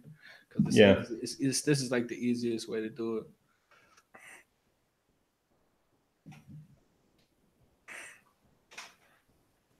So who's your top 5 favorite? It don't have to be like, it could be just personal. Who's your favorite? I'm gonna let you go first, and I'm gonna follow up. I gotta think about this. All right, so in no order. All right, so and I'll explain why I picked them. And 2 of them, three of them are going to be in most people's lists. 2 of them aren't, and that's why I'm putting them in there, because I feel like no one mentions them. All right. So Andre 3000. Oh man. And I would say the reason why Andre 3000 is because I think he's the king of one verse. Facts. And the reason I would say that is since he was in a duo with Big Boy, they only had in most of their songs 1 verse, and that 1 verse had to be so good and memorable. So now when he jumps on other people's songs on features, people are like saying it's the best verse of the year. Right. So like, and his flow. So like, he's got the flow and best verse. It's a combination of his flow, but also his ability just to make really good, catchy songs as well. That's a So like fact. yeah, so that's one. Um, Next one is Big L. Wow, you taking it way back. So Big L, Damn. he's the king of punchlines, Damn. and and most people say Biggie. I'm not putting Biggie on my list. I'm gonna replace him with Big L because I don't think Big L gets much love. That's a fact. Um, Biggie had two albums before he passed, and Big L had Lifestyle of the Poor and Dangerous, and then he passed, and then they released Bigger Picture. So I kind of, even though he's not as known, even though he didn't have hit stuff, I feel like he doesn't get much love. He should. He's Right. a perfect example of someone um, passing away too soon Right. before. Right. But to me, he's king of punchlines. Uh, the next one I would say is Nas. I would say Nas is um, the best, like king of lyricists and song concepts. Facts. So song concepts, like when I think of coming up with the idea for a song that hasn't been done, I think of Nas. Like um, I think of One Love, where he's talking about receiving a letter from his friend in prison. I Right. think Right. about One Mic, where he starts off the flow slow and he gets more emotional. I think of Right. Rewind, where he tells the story backwards. I think of I Gave You Power, which is a story from the perspective of a gun. That shit was hard. So That shit was so hard. got so we got Nas. And here's what I say about Nas. Nas does have some weak albums, right? But when he's at his best, I think it's very few people in the history of rap or even on the planet that can match the level which, like, to me, he's like a prodigy in the sense that the music he released from Illmatic, the age, he's like 18, 19, something ridiculous. It's Right. just, it's insane. And you Okay. know what? They said he dropped out of middle school. Yes. It's all insane. It's How insane. crazy is that, man? All right. So next one, this is be number 4. Got to Uh, mention Rakim, yes, the man, yes. God MC. The God MC. I just fucking made an Instagram post about him the other day. Okay, so God MC, to me, he's the king of flow because he's the one that started the whole smooth flow. He attributes it to playing the saxophone as a kid, and that's where he kind of got the idea. And to me, he influenced all future rappers today, even if they don't know it, just because he's one of the originators. Thinking of a master plan. Yes. Dude, when I discovered him and I heard so many rhymes that other people had said and found out he was the one that said it first, it was crazy. All right, and then last one, I got to say Tupac, and I would say he's the king of emotion. King of emotion. I don't think I could find any other rapper where he would hit, like he could say whatever he said, you felt it. Right. So like whether it was like Dear Mama, he's talking about his mom and like raw emotion that you would feel, and it didn't matter what he said, he made you believe it. Right. He was like so passionate and um man, and it's so funny. It drives me insane when people say he wasn't a lyricist, and I'm like, what are you talking about? Like these people that just drop rhymes and bars, and they say they're more lyrical or lyricist than Tupac, and I'm like, okay, well, to me, when I think lyricists and lyrics, I think of stories, and so like I don't think any of them have better stories than like Brenda's Got a Baby, Dear Mama, Keep Your Head Up. Like he has or what's it called? What If I Die Tonight? The whole song he's rhyming with words that start with the letter P. So he's like, pussy and paper is poetry, power and pistols. Yup. That shit was hard. So like, I don't want to hear anyone say he's not a lyricist. That shit I was think you know what hard, it bro. you know what it is. I think what it is all the music that got released after his passing sounds the same, and so they forget that all his stuff when he came out alive was all different, all original, and so a lot of the albums and songs they put out, that was the stuff he didn't think was good enough. That was the stuff he didn't Right, use, and a right, lot of people listen to that, and I'm like, man, just listen to the albums he released when he was alive, right. and they're like really, really good. It's a fact. Your boy Arnold got a top five. He came through with his top Number five. one, I don't know. I'm gonna have to look up this person. Is it Percy? You talking about Master P? Nah.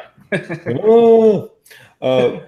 So Wu Tang. I like from Wu Tang, of course. I like Method Man. I like is it Jizza? I think it's Jizza with the is it Liquid Swords? Yep, Jizza and Liquid Swords, classic. And of course, Old Dirty Bastard. Um, he mentioned Big L. Some real yo. You guys He, got some real Tupac. music up in here. Damn. I don't think you guys said anybody from today's era.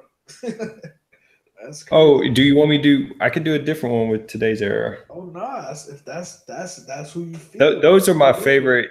You look, All I time. the people I mentioned, I think is like the highest standard that we've heard. And you know, it's weird. I always wondered about this. So all of the rappers from the '90s, they only had rappers from the '80s to influence them with their music. And in my opinion, they made better music than the '80s.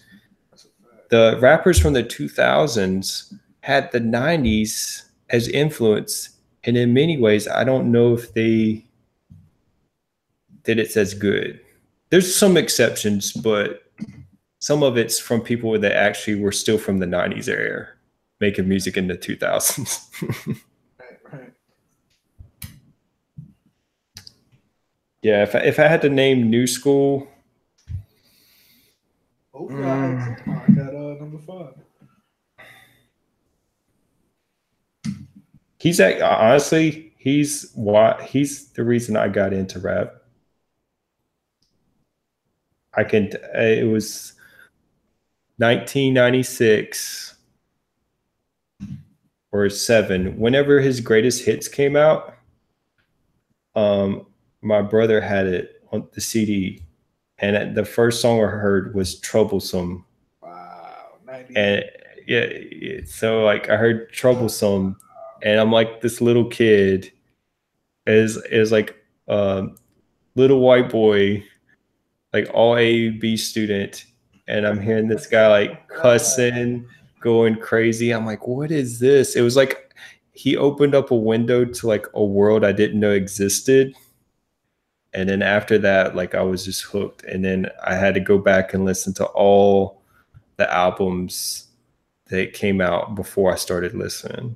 But that's that feeling like when you hear that and then you believe it. Just your soul feels it and believes it.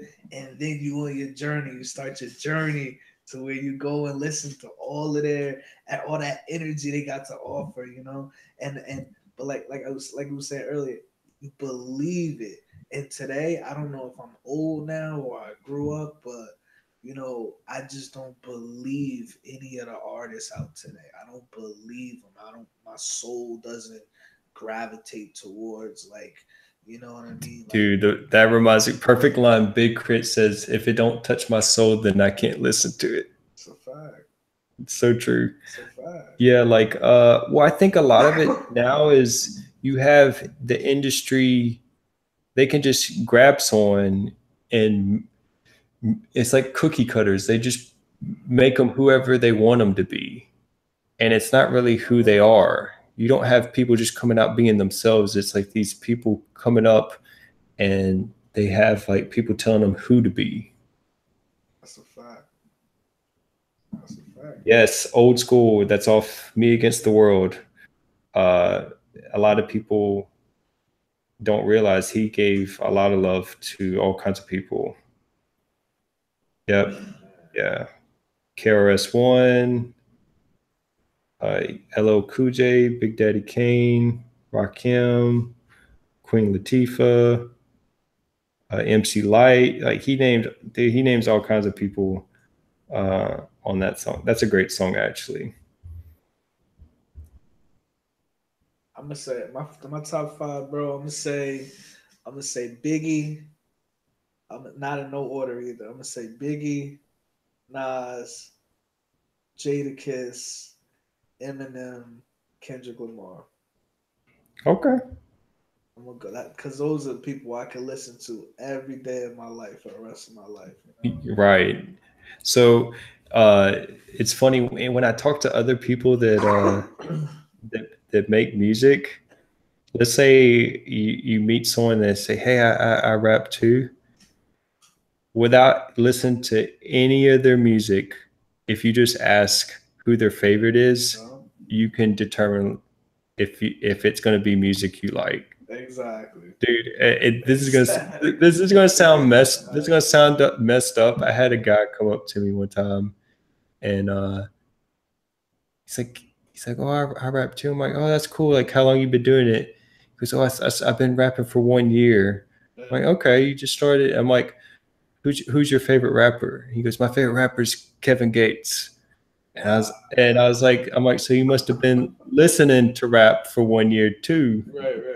If that's like you know what, and that's not dissing him. It's just like He if said Kevin you got to go Gates. back and listen to the old. You got to listen to the old, man, to know who influenced who. That lets me know if you really are like super fan of the music, Right. because you'll want to go back and listen to the old. If you only like know people that are putting out music right now, I kind of have to wonder, because as soon as I got into hip hop, I couldn't get enough of it. Like I had to listen to I listened to everything that came out that year. It's like, all right, well, I got to go back. What came out the year before, and No. or I had to. One thing I did was I typed in like top albums or top artists, like what was the who was the names people would mention the most, and I go to that artist and then I would just listen to their entire catalog. Dude.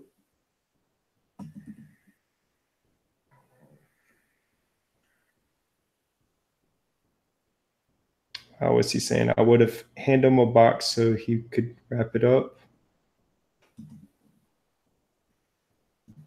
He quoting a lyric. I have to Google it if he's quoting a song.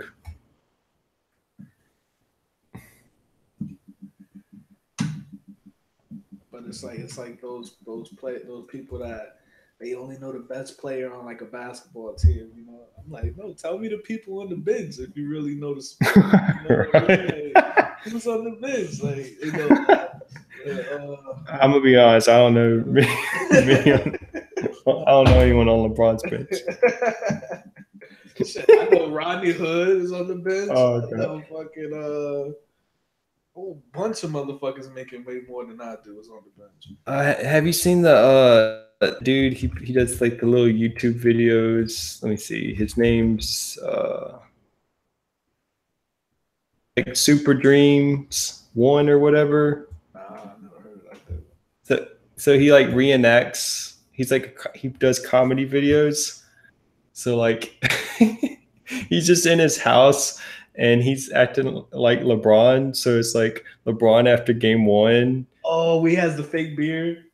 Like no, he just runs in, he's just screaming at the guys. Super mad. uh Hold on, let me see if I'm gonna pull up let's see. I'm laughing thinking about it. He has one with Kari, and it's hilarious.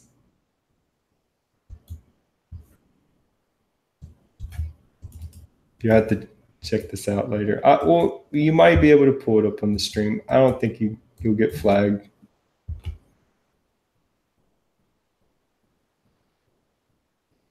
It's not gonna let me send it in the YouTube chat. Let me do it on here on Google.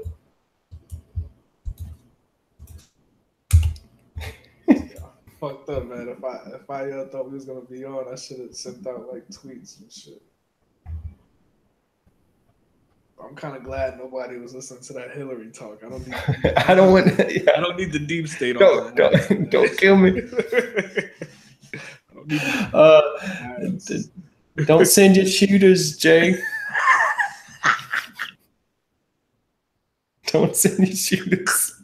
Jay, I know you guys shooters. Don't Jay, send them. You guys shooters. I know you got killers, Jay.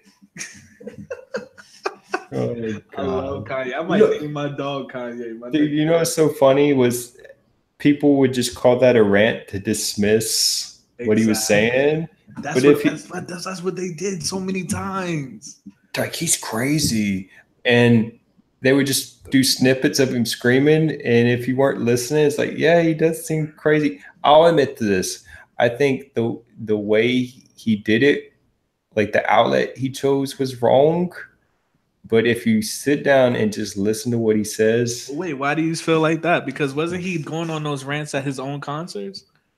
Yeah, so like he's going to a concert where people are going to hear music. That's true. And he's screaming and going crazy, and they're not listening to what he's saying. He would have been better off doing an interview and the stuff he said at the concert, saying it in the interview. Because then that's a fact. Yeah, so and maybe doing it more calm. He was like screaming, going crazy, and so everyone's like, so it's easy for people to say, oh, he's crazy because he's screaming, without actually offering any arguments against what he was saying. But if you like just listen to what he said at that concert, everything he said, I agree with. I love it, man. I love when Kanye is full blown. When Kanye goes full George Bush hates black people. I love it. I love it because yo, you know how many people would die. You know how many people would kill to have that platform he has. Like, to just, he could say one word, and how many people are retweeting it and talking about it. You know, he like, dude, that's some serious shit. Well, man. So here's an example too, where after that he got backlash and he did the like apology, and supposedly they made him like pretend he went to like therapy, and they're like, oh, he's just going through something, like to dismiss it and stuff. And I was like, honestly, that's the worst thing. Just like the election, telling people who to vote for and what to do. Right. The worst thing to do is tell Kanye what to think and what to do. Hell yeah. So that's what happened. Like now him what he's saying, it's a result to all these people telling him what to do. And him saying, no, I'm not gonna do that. This is one of the times that I'm gonna drop the N-word. No matter how many times they clone Kanye, they will never get the nigga out of him. I'm gonna go on record and say that. I'm gonna go on record and say that. Allegedly. Allegedly. And I love it. I hope Kanye keeps going on these rants, man. And I hope he just keeps being, you know, an asshole to people, because it's not fair. It's like I said before, him doing that though is going to open doors for other people to just be themselves.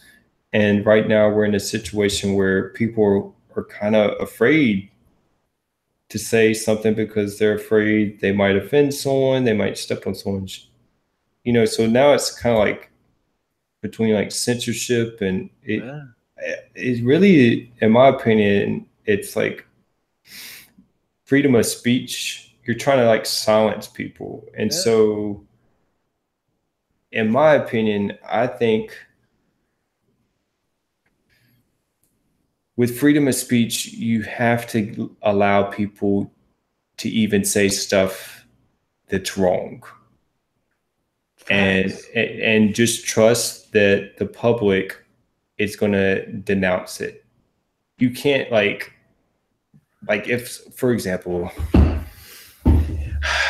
like extreme example, you have to let like someone white and racist have the freedom to say that, so we can also have the freedom to say no, you're wrong, we don't believe that, and everyone can just say like, hey, that person's crazy, that's dumb. But if you don't allow that person to have that freedom, then where do you draw the line? Exactly. Because then they can just tell you what you can and can't say. So you have to do it. It has to be an extreme example to prove that you actually have it. Facts. Yeah, because you got people complaining, oh, this person shouldn't be allowed to say this, but now you're censoring that person, but you don't, but you, so for some reason you think that what you have to say is as equal, you know what I mean? It's more important More important. Yeah. than what this other person has to say. No, it's you're saying the same thing because you're capable, you're allowed to. You're capable of doing the same thing. That's what people don't understand. It don't matter if you like what they say or you don't like what they say. It doesn't matter because it's the fact that you're allowed to. Where we live at. Fortunately, we're allowed to say. I mean, I guess when you're a regular person like us, you're allowed to say what you want to. But what they do with these celebrities or these people of status, they just put them in a box and they're like, okay, yeah, you have freedom of speech, but if you say this or you say something we don't agree with or goes against, our bottom line, um, we're gonna get rid of What's you. crazy? What's crazy is they used to be the group that was tolerant for people that were different, and now they've become like authoritarian, where you have to agree with us because we're right, you're wrong, and Right. that's a slippery slope. Honestly, this reminds me of Jordan Peterson had an interview with on Channel 4, where the interviewer, the lady goes, "What gives you the right to say this stuff that's offensive to other people?" And he says, "Well, to think and to speak, you're taking the risk of offending someone." And then he says, "You have no problem offending me. Right. You're doing it right now." Facts. Uh, and then she didn't have anything to say, and he goes, "Gotcha." Wow. But like, you to think and to speak and then seek truth, you're going to ruffle someone's feathers. Yeah, and it's sad because it seems like the truth divides people more than anything else, man. And when you would think the truth would bring people together. We think about a lot of the people that were just speaking truths, they end up were killed. That's a fact. It's crazy And why is that? because they threatened people who had power and control, and that truth was putting them at risk of losing control of power. For real. So, like, for example, Jesus was speaking truth, and his truth was putting Pharisees in the position, the Pharisees and high priests, his truth was making them look bad, and they were losing their stronghold, and so they wanted him gone. Facts. The same thing with now I hadn't read much into it, so I don't know. And there's so many conspiracy theories, but like um, Martin Luther King, he was preaching No. peace, and he was killed. And then actually, I do know this one. Malcolm X. He was pointing out the fact that the leader of um, the Muslim group that he was in, he found out that the leader was kind of a hypocrite because he was going around preaching, but then he found out that he was like cheating on his wife and stuff. Wow. And so he kind of like he I think he pointed this out in interviews, and they didn't like that, so they killed him. Wow. I may be a little, I know I kind of like summarized that, but essentially the people he was involved with who had power, he spoke out against them, and he was a threat. So Yeah, and that's what it is. It seems like they, like I said, it's only a in my personal opinion, I feel like it's only a handful of people that run this world, that own all the corporations. You know what I mean? And they live in fear, man. They live in fear because they know that all it takes is one mind to influence every other mind, and that's it. They're destined to to be taken, to be destroyed, and that's why they what's the word? They micromanage everything. Everything in society is micromanaged. You know what I'm saying? Everything, like to the point where it's like that it just shows to me. It just shows me how scared they are, and I couldn't live like that. I could not live like that with all that power.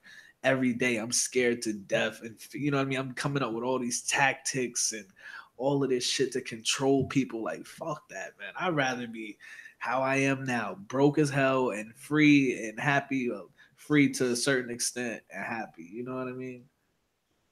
right. So I just noticed we're hitting the 2 hour mark. So this is the perfect time to end it with, I'll quote Tupac, and he says, "I may not change the world, but I will spark the brain that will change the world." That's a fact.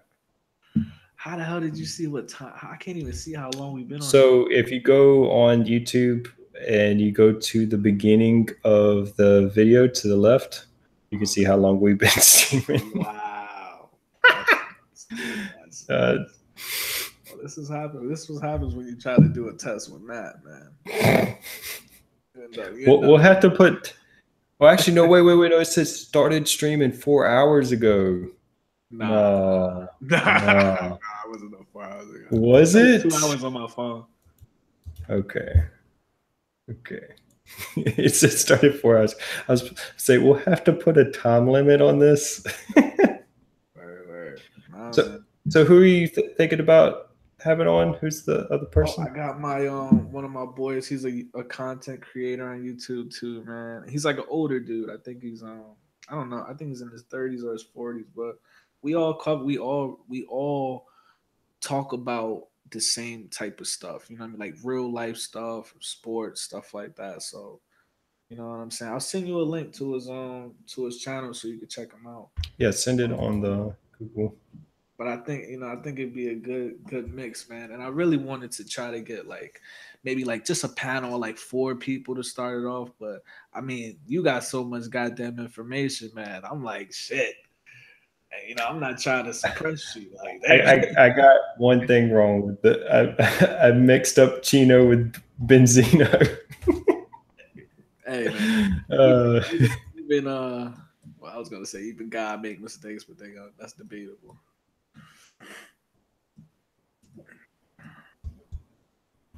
Let's see, send you a link to. I just send it to you on Twitter. Shit, man, we might be back up on here tomorrow though, because my boy said he said he was trying to talk, so maybe we could do like a pregame for the like a pregame prediction. Oh, before the basketball game? And I know people will come into that. They'll be coming in there. Where's the game? Show the game, and then they'll stick around when they hear you talking shit about LeBron. They'll be like, "Hold on, man, hold on." The debate's over. All right, it's like I said, he'll hit the.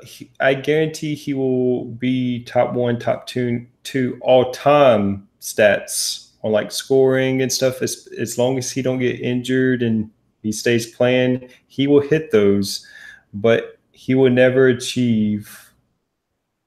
Like he's already played more games than Jordan, and he achieved less. So that I think that argument's kind of dead. So now it's just like it. He just has an opportunity to be the best player in his era, which is nothing wrong with that. Like, and I have no problem saying that. So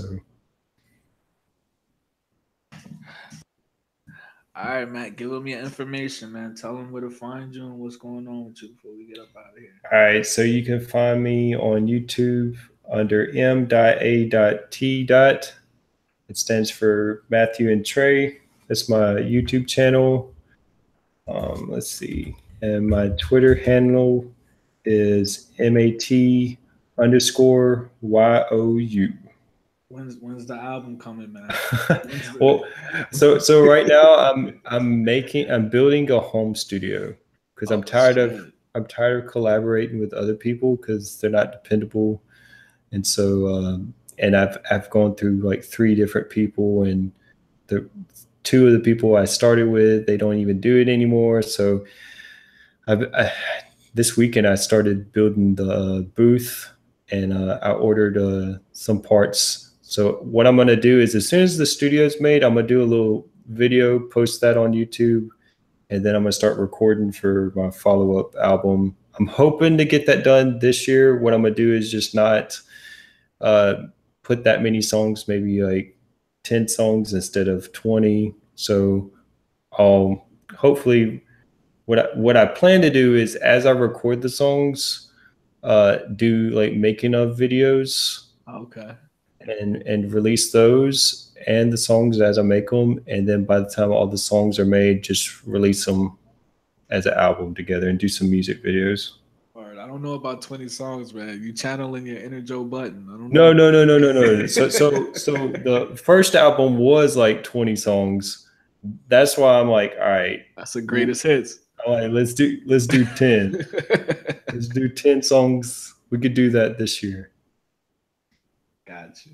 Well, man, I appreciate you coming through, man. This was supposed to be a fucking test, but we fucked around and did real rap episode 1 in this bitch. God damn. I want to thank my boy Philip for coming through. He came through for a hot second, and our new boy Arnold for coming through. He said uh he said his number one for his top 5 was Booyah Tribe. So you know And you said do mixtape 7 tracks. what I'm I'm like, yeah, that's what Pusha and Kanye did. Everyone's doing 7. I don't think 7's enough. Like yeah. Illmatic's 9, and that's close. So I'll do about 10. All right, man. We out. Real rap episode 1. We out. Later.